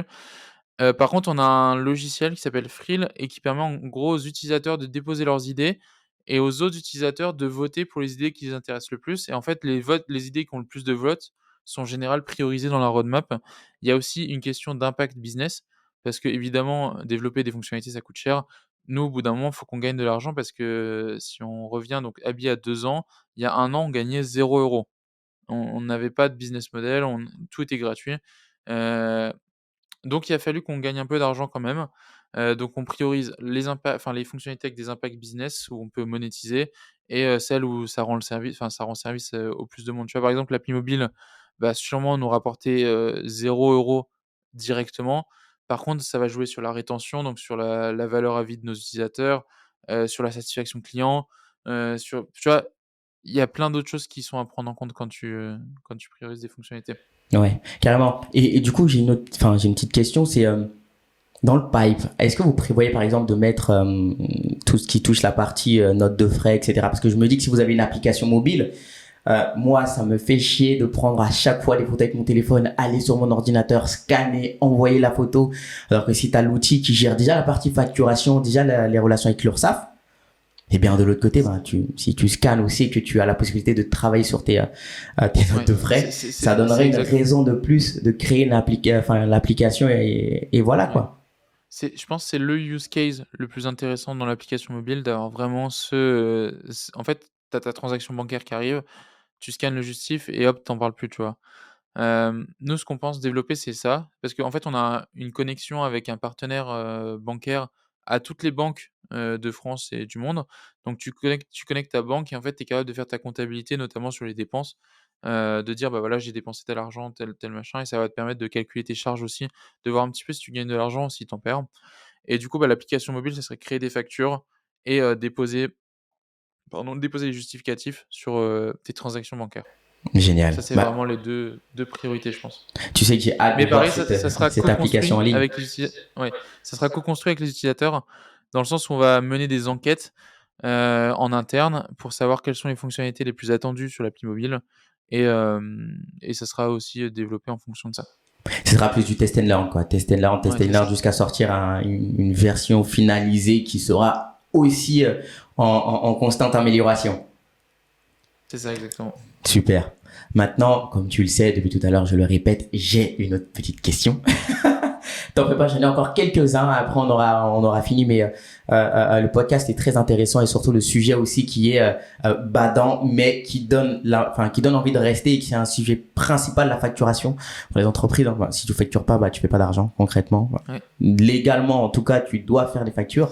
Mais restons concentrés sur l'entreprise Abi. Comme tu le sais, chez TVP, nous on pense qu'il y a au moins 4 leviers pour aller chercher de la croissance. Concrètement, c'est la partie marketing, comment est-ce que tu vas te positionner, comment est-ce que tu vas faire ton branding, etc., etc. Bon, c'est un peu plus deep que ça, mais je raccourcis. Il y a la partie vente aussi. Si tu ne vends pas, bah tu meurs concrètement. Il y a la partie communication. Bon, on a également échangé dessus, en production de contenu, etc. Savoir se montrer, savoir se vendre et faire augmenter sa notoriété. Et il y a la dernière partie growth. Moi, j'appelle ça la partie piraterie. Pourquoi? Parce que je pense que le growth c'est plus un mindset que des outils, etc. Donc voilà. Donc moi j'aimerais déjà échanger avec toi sur cette partie marketing. Abi, déjà le nom Abi, ça vient d'où? Comment est-ce que vous avez travaillé le branding de tout cela? Pourquoi Abi? Et j'insiste Ouais. dessus parce que ma petite sœur s'appelle Abi. C'est complètement fou. Mais raconte-moi un petit peu. Alors déjà, je pense que tous ceux qui s'appellent Abid doivent me détester parce que, le prénom maintenant il est tout déréférencé, le truc qui explique d'où viennent les prénoms. On est tout devant mais bon c'est en fait, on a brainstormé je pense pendant 3 jours sur le nom et on a bien fait de le faire parce que le nom reste dans la tête. Il est très simple et c'est quelque chose qui plaît beaucoup. Donc on était dans cette pièce-là, il y avait un tableau à l'époque juste là et on a noté tous les noms qu'on pensait et en fait, il y a un nom qui est ressorti, c'était Ability. Ability pour redonner, bah, tu vois, enfin, la possibilité aux gens d'entreprendre, donc l'habilité, d'entreprendre et en fait, on s'est dit: «Bon», tu vois, au début, on a choisi ça, Ability et je pense 3 heures après, il y a quelqu'un qui a dit: «Non, mais Ability, c'est trop long, venez, on coupe en 2 et on garde Abi». Et les gens, ils disent: «Ah ouais, putain, Abi, ça sonne bien et tout», et on a fait et c'est parti comme ça. C'est tout simplement mais on est passé par plein de trucs, hein. Il y a eu des Brigitte, des enfin, on a essayé, tu vois, on s'est dit: «Ouais, c'est chiant, Brigitte», on disait souvent Brigitte de la Conta, trucs comme ça mais on a bien fait de garder Abi, je pense et ça se retient bien. En fait, on voulait un truc en 3 syllabes maximum. C'était le truc là et du coup, voilà pourquoi Abi. J'arrive pas à me concentrer à cause de toi. J'essaie de comprendre pourquoi Brigitte. C'est Brigitte de la Conta, je te dis, on disait tout le temps: «Ouais, il y a Brigitte de la Conta, elle est en train de faire les factures», tout ça et on s'est dit: «Bah, ça ferait marrer les gens», tu vois? Avoir un branding un peu décalé en mode c'est un vieux prénom et on le rend le truc ouf, tu vois? Mais du coup, non, on s'est dit, il y a eu des garde-fous, notamment, en communication, non, non, Brigitte, c'est ciao. Bah, je pense que ça aurait été marrant quand même. Et c'est vrai que Brigitte Oui de la Conta, ça ne s'oublie pas. et après on a quand même une ambition internationale. Du coup, Brigitte, à l'international, c'est pas forcément, alors que Abby, c'est quand même un prénom qui est assez, mainstream, que tu sois en France ou aux US, ça peut se même dans l'Europe, tu vois? Donc voilà, c'était pour ça. Top. Et du coup, par rapport je reviens toujours sur cet aspect univers, c'est quoi l'univers d'Abi? Bon, je sais que c'est la partie compta, facturation, etc. Mais surtout dans la partie image de marque, c'est quoi l'univers d'Abi? Dans la société, ça se passe comment? Qu'est-ce que vous voulez refléter? Et surtout, comment est-ce que vous avez fait pour créer votre univers? Ouais, alors l'univers, comme j'aime bien le dire, nous, on se travestit pas, dans le sens où, on est réel, on est vrai, on est comme on est. Moi, tu vois, j'aime bien l'humour, des choses comme ça, donc par exemple sur LinkedIn, la page Habits, je fais c'est moi qui commente les trucs et tout. J'essaye de faire des trucs qui fassent rire les enfin, même si c'est fait pour forcément bah, pardon, même si ça fait pas si ça ne fait pas forcément rire tout le monde, tu vois, on essaye d'être naturel. On est jeune. En fait, au début, on avait un problème de crédibilité dans le sens où c'est une boîte de jeunes, on avait une moyenne d'âge à 23 ans. Les gens ils nous disaient: «Mais comment une boîte de jeunes va pouvoir casser un marché comme la facturation où il y a des gros comme QuickBooks, Sage, des trucs qui existent, des dinosaures en fait», tu vois? Et nous on s'est dit: «Mais vous avez pas compris, vous allez voir, on va vraiment tout» et en fait, les gens sont attachés à nous avant de s'attacher, tu vois, au logiciel. Quand je vois les commentaires sur LinkedIn, c'est: «J'ai jamais rencontré une équipe comme ça, c'est des gens super», enfin, tu vois? Et c'est nous, c'est le reflet de nos personnalités, dans l'open space, il y a des enfin, tu vois, genre, nous entre associés, on s'est toujours insultés, mais tu sais, genre pour délirer et bah, dans les emplois enfin dans le process de recrutement, on demande aux employés: «Est-ce que vous êtes d'accord si, il y a des insultes qui partent de temps en temps?» Il y a tu vois, genre, si, on rigole fort, si on boit des coups, bah, c'est nous, tu vois? C'est en fait, le fait d'être naturel, ça fait que les gens, ils se libèrent de ouf et ils osent faire des trucs, tu vois? La première source d'acquisition, enfin, un des premiers trucs qu'on avait testé, c'était s'inscrire sur Tinder, tu vois? On avait fait un profil habit et on disait, «Match avec moi si tu veux kiffer la compta». Enfin, tu vois? Je sais plus ce qu'ils avaient fait, mais c'était un truc dans le délire et dans une entreprise où tu es pas naturel, où tu es bridé et tout, ça existe pas. C'est pas possible parce que, oh là là, l'image de marque, machin. Mais nous, en fait, on part du principe qu'on fait tout, du mieux qu'on peut et c'est comme ça qu'on a créé, tu vois, cet univers de OK, on est sympa, on est accessible, on tutoie les gens, dans nos communications et tout. En fait, tu vois, on veut montrer une image jeune, pas chiante. On veut pas être corpo, tu vois? Nous, on s'en fout d'être corpo. Nico, le CEO, il est jamais en costard, tu vois? Moi, je suis en t-shirt, je viens comme ça, je suis en short. En fait, tu vois, je pense qu'on c'est un peu une rébellion par rapport à l'école. On avait un prof, enfin, on avait, beaucoup de profs qui nous faisaient chier parce qu'on n'avait pas le droit de venir en short l'été. Le premier truc que j'ai fait quand je suis arrivé dans ma boîte, c'est je suis venu en short et en claquettes Et j'ai dit à tous les gens: «Si vous voulez vous habiller comme ça, vous faites ce que vous voulez, vous pouvez vous mettre par terre allongé tant que vous bossez, j'en ai rien à faire». Tu vois? Et en fait, qu'est-ce que tu en as à faire que qu'il y a un mec qui vienne, avec un voile, il vienne avec un short, il vienne, on s'en fout. L'objectif, c'est de délivrer, c'est de bosser, c'est de faire monter le projet, tu vois? J'aime beaucoup ce mindset de c'est comme Amado, venez comme vous êtes. Non, Mais mais c'est ça, les pe au contraire, si tu laisses pas les gens, enfin prendre possession du projet, mettre leur personnalité dans le projet, bah, c'est juste un truc vide, sans âme et qui plaît à personne, tu vois? Surtout qu'on est un SaaS, du coup un SaaS, c'est une entreprise, qui délivre que du service en ligne, via un logiciel. C'est ultra froid. Il y a pas de tu vois, tu vas sur une application, tu rencontres pas les fondateurs, tu pas une discussion humaine avec des gens et tout. Et du coup, bah, c'est un peu ça qu'on essaie de mettre dans nos communications, de remettre de l'humain, tu vois? De faire, de montrer aux gens qu'on fait vraiment les trucs pour eux, tu vois? franchement, je trouve cet univers-là très cool. En tout cas, ça donne envie de participer à l'aventure Abby. Yes. Euh, et j'aime bien aussi ce petit revanche sur la vie. Maintenant, c'est moi qui décide. Je viens en short claquette. Qu'est-ce Mais qu'il oui, y a? qu'est-ce qu'il y a? Non, c'est top, c'est top. Ça fait plaisir. Du coup, ma prochaine question. Tout à l'heure, tu m'as parlé tu m'as dit que les gens venaient pour vous plus que Abby. Et je trouve que c'est hyper intéressant parce que j'ai l'impression que c'est les boîtes qui réussissent à mieux véhiculer cette image-là de faites-moi confiance, moi, pas à ma société, ou enfin, je suis ma société. C'est le type de boîte qui marche maintenant. Qu'est-ce que tu as à dire sur ça? Bon, on appelle ça généralement le personal branding, mais qu'est-ce que tu as à dire par rapport à ça? Bah, c'est ça en fait, c'est vraiment genre, il faut que les fondateurs, ils prennent la parole, il faut qu'on voit, en fait, plus les fondateurs vont prendre la parole, plus les gens vont pouvoir découvrir leur personnalité. Tu vois, par exemple, il y a des gens, ils prennent la parole, ils disent qu'il faut pas facturer moins de 10 000 € la journée. Je te dis n'importe quoi, j'exagère, tu vois? Mais et il y a des gens, ils sont pas en adéquation avec ça, du coup, ils vont pas aller, regarder ce que fait la personne ou aller, toucher le produit. Nous, on communique de la manière où on est, tu vois, moi, un client, enfin, surtout Corentin qui fait beaucoup d'appels clients, le premier truc qu'il fait quand il arrive dans un call, c'est de faire délirer la personne, tu vois? Les gens, ils appellent pour des problèmes. Le premier truc, c'est il fait le clown, tu vois? Il fait et la personne, elle finit, elle est morte de rire, elle est fin contente et elle repart, son problème est résolu, tu vois? Donc c'est ça, il faut que les fondateurs, ils mettent leur personnalité. Alors évidemment, il y a des personnalités qui sont plus compliquées à mettre en avant. Enfin, tu vois, quand tu es timide, c'est plus compliqué. Nous, on a la chance, c'est qu'on est ultra extravertis. Alors ça, je pense, c'est aussi avec l'entrepreneuriat. Moi, avant, j'avais un peu peur d'aller, maintenant, je parler devant 500 personnes, j'en ai absolument rien à faire. Enfin, tu vois? Il y a plus de trucs comme ça et je pense que ça, c'est un gros avantage, ouais, pour que les gens te rejoignent tout simplement. Non, carrément, carrément, et on le voit aussi sur LinkedIn, on l'expérimente aussi avec notre boîte, c'est que la majorité des clients qui viennent à nous, bon, on a une présence digitale, etc. Mais la majorité, en fait, ils nous contactent d'eux-mêmes parce que ils aiment notre vibes.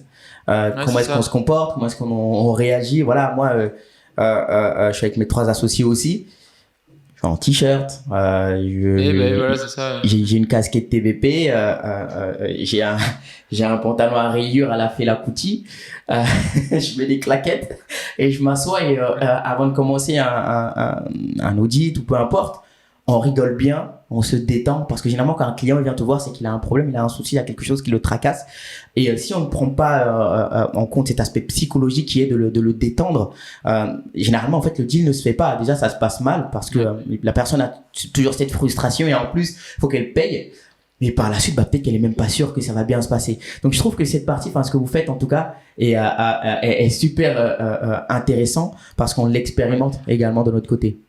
Moi, tu vois, j'ai un truc, qu'on aime bien dire, alors on a des clients qui sont pas faciles, dans le support, tu vois, qui vont être, agressifs. Alors il y a des choses qu'on laisse pas passer. Nous, il y a vraiment des choses qui nous tiennent à cœur, c'est, de pas laisser passer tout ce qui est racisme, homophobie, toutes les choses comme ça, tu vois? Ça, c'est négatif, c'est mort. Il y a quelqu'un qui dit quelque chose, même un employé, il est viré, mais sur le champ, tu vois? Et les clients, c'est la même chose. Parce que nous, on a des personnes qui portent le voile, on en a eu 2 et il y a eu des comportements racistes. La personne, elle est bloquée de l'application, elle est désabonnée, c'est ciao, tu viens plus, tu nous parles plus, tu vois? Donc on a des clients qui sont pas faciles dans ce sens-là, mais on a aussi des gens qui sont pas très aimables, tu vois? Et qui vont être agressifs. Alors et ce qu'on dit aux gens qui travaillent au support, c'est: «Bah, déjà, n'oublie pas que c'est des gens qui payent nos salaires». Donc il faut déjà avoir ça en considération. Ensuite, c'est des entrepreneurs qui sont tout seuls, qui ont des problèmes, qui sont inquiets, qui ont peur de mal faire. Donc tu vois, vraiment essayer de comprendre, d'avoir de l'empathie avec les gens tout simplement, tu vois? Ça, c'est vraiment une des valeurs, là nous on a 3 valeurs principales, c'est la bienveillance, l'audace et la performance. Tu vois, c'est vraiment des choses qui, en fait, quand pour la petite histoire, quand on est parti, juste à gauche, là-haut, dans il y a une fenêtre, il y avait des cadres au mur parce que l'entreprise avait installé des cadres au mur, c'est eux qui voulaient nous racheter et mon associé Corentin, il a arraché le cadre et il a pris un stylo et il a écrit: «C'est ça l'audace», parce que là, il y avait une de leurs valeurs qui était l'audace, mais c'est pas des gens très audacieux et il a arraché le cadre, il a mis: «C'est ça l'audace» et maintenant il y a des «C'est ça l'audace» partout, c'est tu vois, c'est vraiment un truc qui nous représente nous, tu vois? On n'a pas, comme je te dis, on se travestit pas. On n'a pas choisi la performance parce que, c'est ça fait beau, tu vois? C'est la performance parce que quand on fait une partie de baby-foot au bureau, c'est pas pour jouer, c'est pour gagner, tu vois? Et c'est cet état d'esprit je pense que c'est le sport aussi. On fait tous beaucoup de sport qui nous a véhiculé ces valeurs-là, tu vois? Donc voilà, on fait attention que les gens soient bien alignés avec ça quand on les recrute. Bah, je trouve que c'est important et surtout il y a une chose que tu as dit aussi qui m'a intrigué et j'ai envie de te donner cette phrase, enfin de te faire cette phrase et tu me valides. Le client est roi, mais il est éducable. Ou s'il n'est pas éducable, ciao. Clairement, ouais. Il faut, en fait, il y a des gens, tu vois, par exemple, on tutoie tout le monde et des fois, on a des gens qui nous répondent, aux mails, qui sont des mails automatiques évidemment, «On n'a pas élevé les cochons ensemble, qu'est-ce que tu me tutoies?» Machin et tout et je dis, aux gens du parce que tu vois, les gens du marketing, quand ils reçoivent des réponses comme ça, ils s'inquiètent, tu vois? Ils se disent: «Est-ce qu'on a fait le bon choix de tutoyer les gens et tout?» Et je leur dis: «Mais les gars, si les gens ils répondent comme ça, c'est que c'est pas nos clients. C'est que c'est pas nous, on veut des clients qui sont comme nous, on veut des gens qui ont, comme tu dis, qui ont good vibes. On est là, OK, c'est chiant, la facturation, OK, l'entrepreneuriat, c'est dur, mais venez, on se détend et on kiffe ensemble, tu vois?» Autant être une pistache qu'une vanille, quoi. Ouais, c'est C'est ça. Ok, super, merci. Du coup, je voulais te poser aussi la question sur ton positionnement, mais tout à l'heure, enfin, tu me l'as un petit peu donné, hein, c'est-à-dire que vous ciblez des entrepreneurs qui soient très early ou qui ont 3, 4 salariés, etc. Est-ce que tu ouais. peux me donner un peu plus de détails? Tu m'as également parlé de ta tarification, enfin, des prix, mais est-ce que tu as d'autres éléments concernant ton positionnement? Non, bah, c'est vraiment ce que je te dis tout à l'heure, hein, c'est, les personnes qui sont seules, donc en micro-entreprise ou pas, on est parti des problématiques des micro-entrepreneurs pour élargir au fur et à mesure. Donc ouais, comme je te dis tout à l'heure, jusqu'à 3, 4 salariés, il y a aucun problème et du coup, on aimerait bien atteindre aussi, les experts comptables, qui accompagnent des indépendants, leur, permettre d'avoir une plateforme qui est simple pour exporter leurs données, pour gérer les factures des clients. Voilà, on va voir un petit peu toute cette connectivité autour d'Abi, 2023-2024 pour que les gens puissent, déléguer. Tu vois, je parlais tout à l'heure d'assistants virtuels. On a des gens qui en ont, sur Abi, mais pour l'instant, ils peuvent pas se connecter, ils peuvent pas ajouter de compte. Donc tu vois, c'est vraiment développer toute cette truc pour que, bah, les gens qui sont plusieurs puissent gérer avec Abi. Ok, top. Juste avant de passer à la suite, j'ai une dernière petite question concernant la partie marketing et digital en même temps. Voilà, moi, tu peux me parler de l'onboarding sur l'application, par exemple, ça se passe comment? Parce que vous avez mis un effort de dingue sur, disons, bah, l'UX déjà. Ouais. Moi, demain, je me connecte, comment est-ce que ça se passe? Alors, en fait, tout à l'heure, tu parlais des 4 piliers, tu sais, ouais. Nous, en fait, la partie vente, elle n'existe pas chez nous. Alors, elle existe, mais à travers le produit, c'est-à-dire qu'il y a pas de sales comme on pourrait, le voir dans des entreprises classiques. Il y a personne qui vend en one to one des produits habillés. Pour une raison, c'est que, bah, tu as vu le prix de nos abonnements. Avant de rentabiliser le salaire d'un sales sur des abonnements comme ça, il va falloir qu'il se lève tôt et qu'il en fasse beaucoup. Du coup, en fait, nous, tout passe par du marketing et du produit.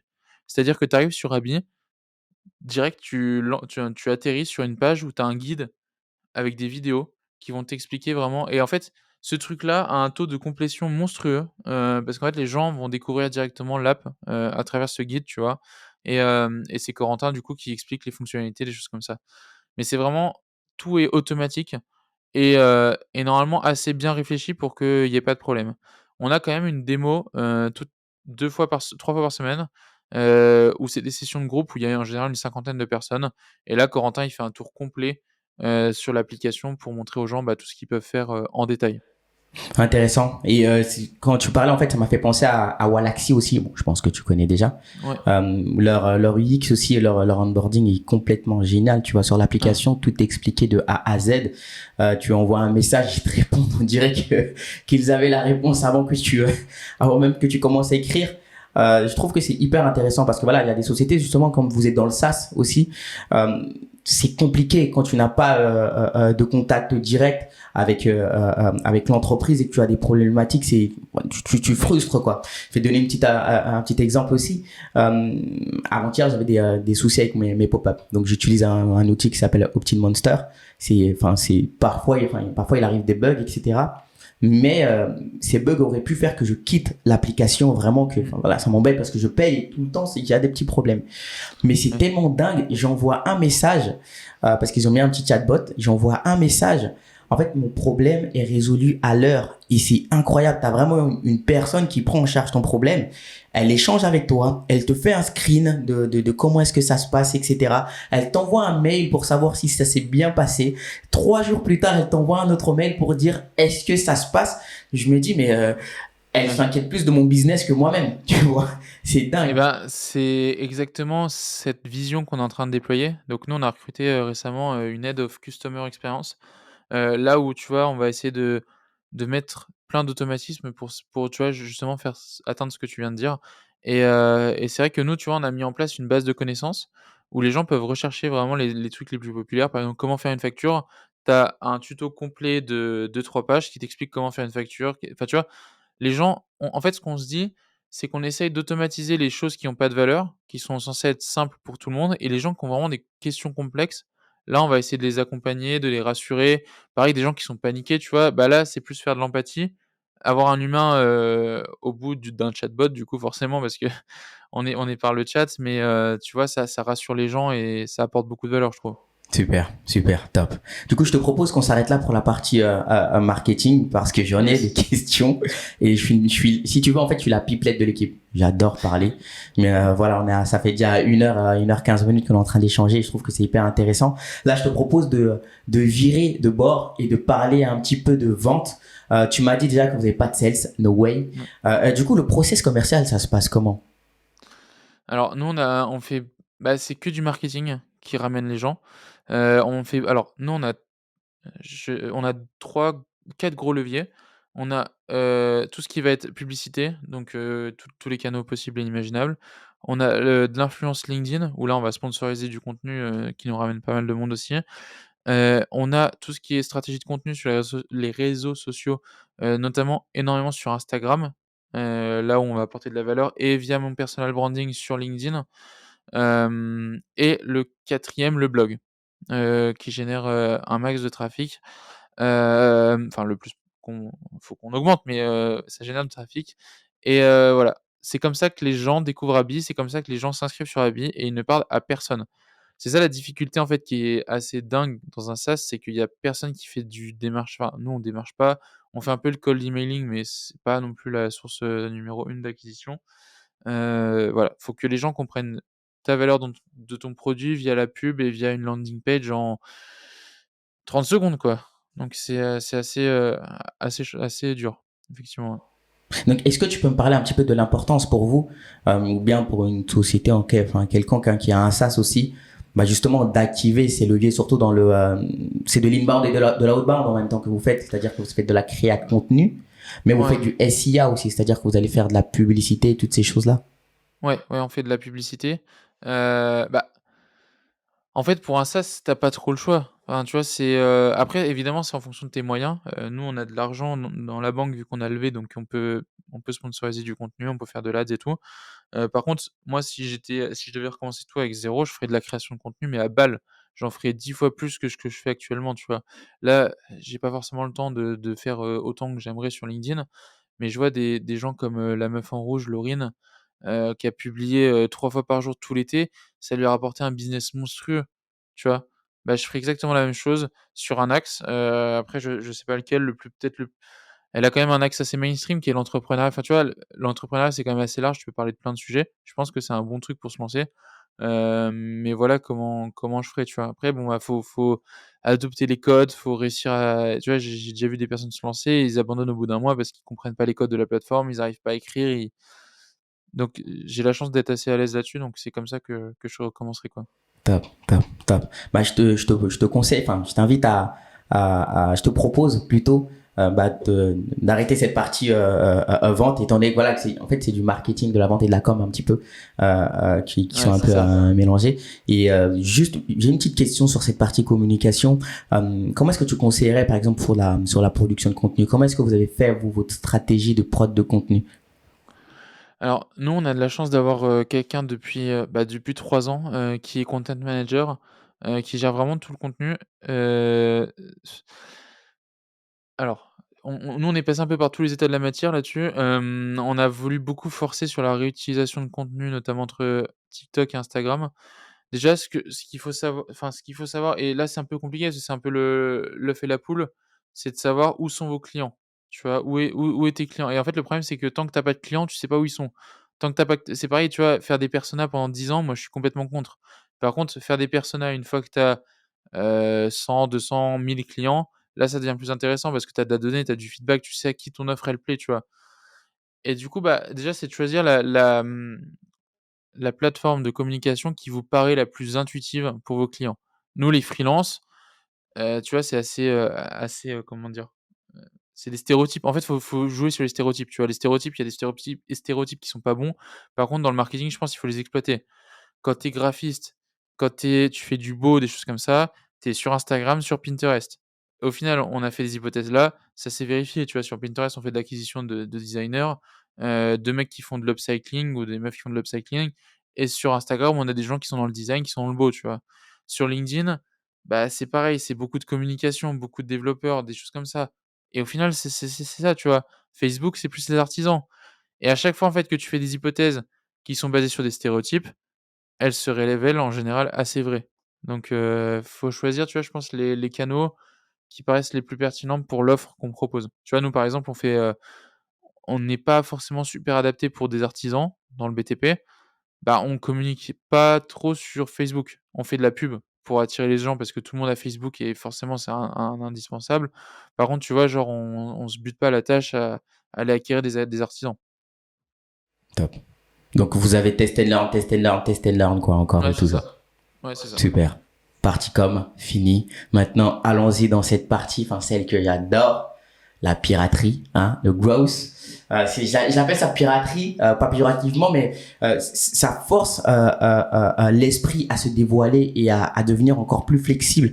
Comme je te disais tout à l'heure, moi, il y a beaucoup d'accompagnateurs ou de personnes qui pensent que le growth, c'est que de la technique. Moi, je pense que le growth, c'est plus un mindset. C'est comment est-ce que je vais arriver à l'étape B avec les moyens que j'ai le plus facilement, le plus rapidement et le plus efficacement possible. Donc j'aimerais savoir, étant donné que voilà, vous êtes une grosse équipe maintenant, il y a une grosse organisation qui se fait, vous faites de l'acquisition à travers vos différents canaux, etc. Qu'est-ce que vous avez, disons, je vais pas utiliser le terme scaler parce que growth n'est pas égal à scale également, mais qu'est-ce que vous avez réussi à optimiser et justement comment est-ce que vous avez optimisé Ouais. cette partie?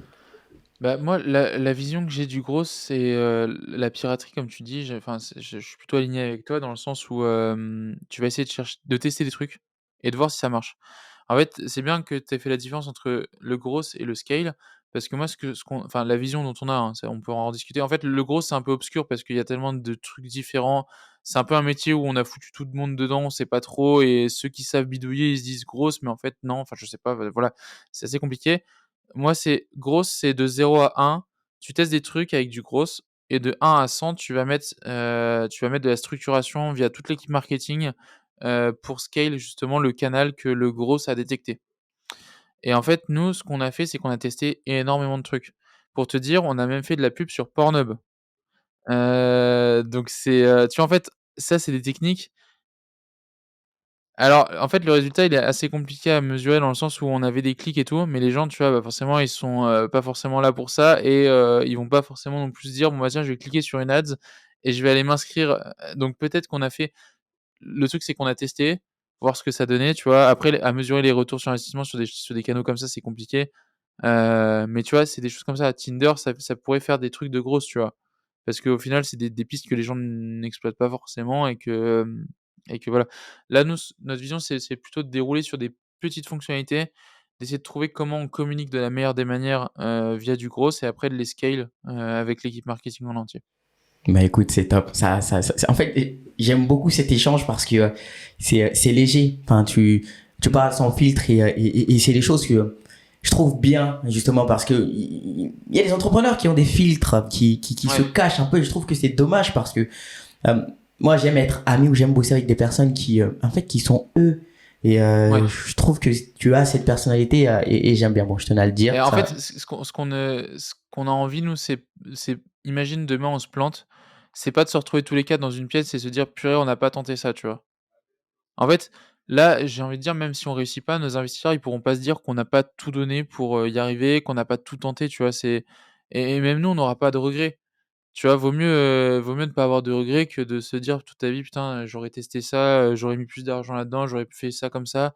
Bah non, bon, OK, évidemment, tu te trompes. Je pense, ça tu dois le savoir, tous les jours, mais au moins tu fais quoi, tu avances. ouais, ouais, carrément, carrément, c'est ça. Super, top. Mais écoute, merci pour ça. Est-ce que tu as d'autres, disons, d'autres canaux ou d'autres leviers de, par exemple, appelons ça optimisation que vous avez mis en place, je sais pas, par exemple, sur le process de recrutement, ou bien pour, Ouais. mhm. Alors, nous, on était très peu, axés process avant. Là, on commence à être une vingtaine, du coup, on est en train de mettre des process un peu à droite, à gauche. Sur le recrutement, j'ai pas le livre à côté de moi, mais on a lu un livre incroyable qui s'appelle Dream Team, que je te recommande à 100. On a développé tout notre process de recrutement basé sur ce livre. Donc une scorecard pour mettre les points qui sont, essentiels. Par exemple, un développeur web chez nous, il doit savoir, faire du Vue.js. Tu vois, c'est vraiment des trucs où tu passes pas dessus, on met des couleurs pour déterminer tout ça et ensuite après, bah, on a tout un process pour le recrutement, les questions, les entretiens, les machins, et j'ai lu aussi, tu vois, en fait, je lis des bouquins pour m'inspirer de choses. Les bouquins, c'est bien pour trouver de l'inspiration, après, il faut que tu les fasses à ta sauce, tu vois? Mais j'ai lu, par exemple, le bouquin de la meuf qui a construit tout le service client de Free. Alors autant te dire que Free, c'est un service client parce que bon, c'est cool, hein, c'est une offre accessible et tout, mais la qualité du service, elle est quand même pas dingo. Je pense que des clients mécontents, ils doivent en avoir énormément à gérer et en fait, elle a réussi à rendre l'expérience, de support client incroyable pour ses équipes à elle, tu vois? Et elle gère plus de 10 000 personnes, enfin une histoire de ouf et en fait, dedans, j'ai récupéré plein de questions qui sont, très perturbantes pour les candidats et qui te permettent d'apprendre des choses assez intéressantes. Tu vois, par exemple, en entretien, je pose la question: «Qu'est-ce que tu voulais faire quand tu étais pio, comme métier et pourquoi tu l'as pas fait? Qu'est-ce que tu ferais avec 1 000 000 €? Quel est le cadeau que tu aimerais recevoir, que tu aimerais donner?» Et en fait, tu vois, ça te permet d'apprendre des choses sur les gens que tu aurais pas forcément appris. Tu vois, par exemple, dans les entretiens, les gens, ils disent: «Bah, qu'est-ce que c'est ton sport? Enfin, est-ce que tu fais du sport?» Et le mec, il va te dire: «Bah, je fais ça» et OK, on passe à la suite. Tu sais, limite, c'est juste pour savoir, pour dire qu'on a posé la question. Non, tu fais du sport, OK, tu fais du sport pourquoi? Tu aimes bien la compète? Est-ce que tu le fais pour être en bonne santé? Enfin, tu vois, essayer de comprendre, un peu plus que la façade de ce qu'il y a derrière. Mais t'as l'air d'être un recruteur là. Oui, j'aime beaucoup ça. Ouais, je te dis, en 2 ans, je pense on a fait 200-250 entretiens. Donc ça forme un petit peu, ouais. Pour les développeurs notamment, on a vraiment galéré à les recruter. Bah, et je trouve ça intéressant. C'est que, voilà, qu'est-ce que tu fais comme sport? Oui, ben, je fais du tennis. Ok, on passe à la suite. Je pense que Ouais. l'humain a plus besoin qu'on prenne en considération ses demandes et surtout, il existe on a l'impression que c'est un peu difficile actuellement en France, surtout pour pas les recrutements, mais les recherches de boulot. Mais je pense qu'il y a énormément d'opportunités. Mais il faut faire attention que ce soit les entrepreneurs, enfin les entreprises, mais les salariés aussi, parce que il faut qu'il y ait une alchimie entre les deux, quoi. Donc, pour l'entreprise, ce serait vraiment contre-productif de tomber sur une personne qui est là que pour l'argent, concrètement, et qui n'a pas les compétences et surtout qui n'a pas ce mini match humain. Je trouve que c'est dommage. Mais également, de l'autre côté, pour le salarié, venir mettre, bon, disons, vendre même ses compétences à une entreprise se fiche un petit peu de ce que tu es. Je trouve que c'est vraiment dommage parce que c'est du bonjour, au revoir, tu as fait ce que tu as à faire et je trouve que c'est complètement naze, quoi. Donc je pense Ouais, qu'il faudrait avoir, ouais. enfin tu me diras si tu es d'accord avant de passer à la suite, je pense il faudrait quand même avoir ce juste milieu entre l'adéquation entre moi, ce que je viens chercher dans une boîte et ce que la boîte est capable de m'offrir aussi en retour pour que ça se passe bien, pour que je me sente bien et surtout pour que, en fait, que je sois en mode, où ça, tu vois. Mmh. Ouais, c'est ça. En fait, vu que l'IA est en train de se développer, enfin, moi je compare ça à l'IA parce que tu vois, les gens commencent de plus en plus à avoir l'habitude à parler à des robots, à pas avoir d'interaction humaine. Et en fait, j'ai l'impression on est en train de faire un peu, tu vois, une courbe, genre en mode les relations humaines ne faisaient que se dégrader. Je pense notamment aux applications de rencontres, à des choses comme ça, tu vois, où les gens maintenant c'est du consommable, hein, tu parles à quelqu'un, bon bah voilà. Et j'ai l'impression que ça va devenir l'inverse, tu vois, parce que vu qu'on va parler beaucoup à de l'IA, à de l'automatisation, bah les gens vont avoir besoin de se reconnecter les uns aux autres, tu vois. Et du coup, le fit humain, il est indispensable quand tu recrutes, tu vois. Pour moi, c'est quelqu'un, il y a des gens, tu vois, même on arrête les entretiens parce qu'on les sent pas, tu vois? Genre c'est, non, il y a pas le truc, il y a bon, bah, OK, bon, bah, ça va pas le faire, écoute, et puis on passe à autre chose, quoi. Hyper intéressant. Tu sais que je pourrais faire tout un podcast sur l'IA et tout ce qui est en train de se passer, mais ce sera pour une autre fois. Du coup, je t'invite à passer à la suite. Donc, on a vu les quatre leviers. Il me reste juste quelques questions à te poser. Là, si tu devais passer le salam, shalom, salut à quelqu'un qui t'a vraiment donné de la valeur ajoutée de dingue pour que tu puisses devenir l'homme que tu es actuellement, l'entrepreneur que tu es. Ça peut être une personne hyper inspirante que tu n'as jamais rencontrée d'ailleurs, hein, ou une personne très très proche. Ce serait qui et pourquoi? Bah, moi, comme je te disais tout à l'heure, c'est Oussama, pour, tout ce qu'il a apporté à l'écosystème, à tout ça. Hem, Puis après, bah, moi, genre, en fait, le truc, c'est que je suis plein de gens, tu vois? Genre des mecs comme, Squeezie, Gotaga, moi, ça m'inspire de ouf parce que, tu vois, c'est des gens, ils se sont faits tout seuls. En fait, on comparait ça avec, une amie. On comparait ça à, tu vois, l'époque Elvis Presley, les Beatles.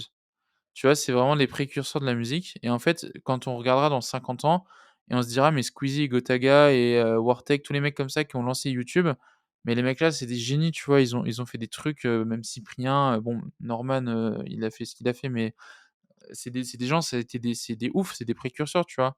Et moi, j'ai suivi ça depuis, bah, je pense, j'ai eu mon premier ordi en 2007, j'étais sur YouTube tout le temps, tu vois? Je regardais que des trucs comme ça et tout et de voir où on en est, ce week-end, je vais au GP Explorer 2. Tu te dis: «Mais c'est n'importe quoi, c'est comment?»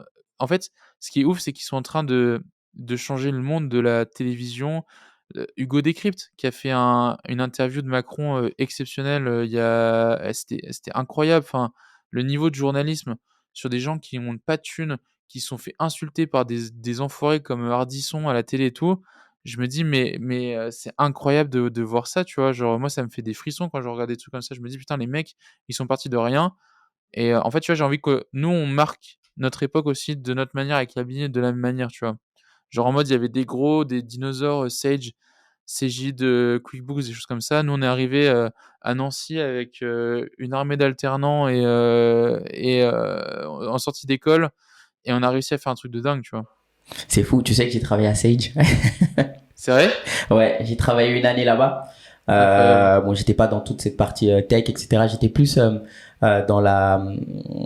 dans l'événementiel, mais international. OK, Donc du coup, j'avais kiffé l'expérience parce que j'organisais des événements à destination du Moyen-Orient et de l'Afrique. C'était dingue. incroyable. Mais voilà, bon, c'est un petit aparté comme ça. Mais je suis d'accord avec toi sur ça et je te souhaite vraiment d'être ce précurseur-là. À J plus 50 ans, bah, ah ouais, voilà, il y a AB, ah mais voilà quoi, concrètement. Mais du coup, il me reste quand même quelques petites questions, deux ou trois, promis. Ma question suivante, c'est si tu ne devais pas refaire une erreur que tu as faite, laquelle serait et pourquoi? Bah, attends, je suis désolé, je réponds juste, hop. Heu OK, comme je te disais tout à l'heure, ça va rejoindre, l'expérience qu'on a eue, c'est de pas s'entourer de personnes compétentes, qu'on paye peut-être un peu plus cher, mais qui vont être, alignées avec, en fait, il faut toujours que ce soit aligné avec la hauteur des ambitions que tu as, tu vois? Genre, là, on faisait une association, on n'a pas pris d'avocat, tu vois? C'est pas possible, non, faut pas faire ça. Donc ouais, c'est ça, c'est de pas baisser la valeur des gens si tu as des trucs qui sont ultra ambitieux. Évidemment, si tu as une micro-entreprise que tu fais 40 000 € de chiffre d'affaires par an, va pas te payer l'expert comptable, de Orange, tu vois? Bah, faut rester proportionné, tu vois? Mais je dirais que c'est vraiment ça, de pas s'entourer des bonnes personnes et heu et un peu comme je te disais tout à l'heure, d'aller dans des trucs inutiles, qui rapportent enfin qui font pas de business où les gens ils sont alors évidemment, il faut un peu mélanger les 2 tu vois? Mais s'il y a des gens, ils font que des réunions, que des réunions, que des after work où il se passe rien, c'est toujours la même personne, il y a pas de truc, de valeur ajoutée et cetera. Bon, pas sûr que ce soit très utile. Et de pas publier de contenu aussi, en personnellement dès le début.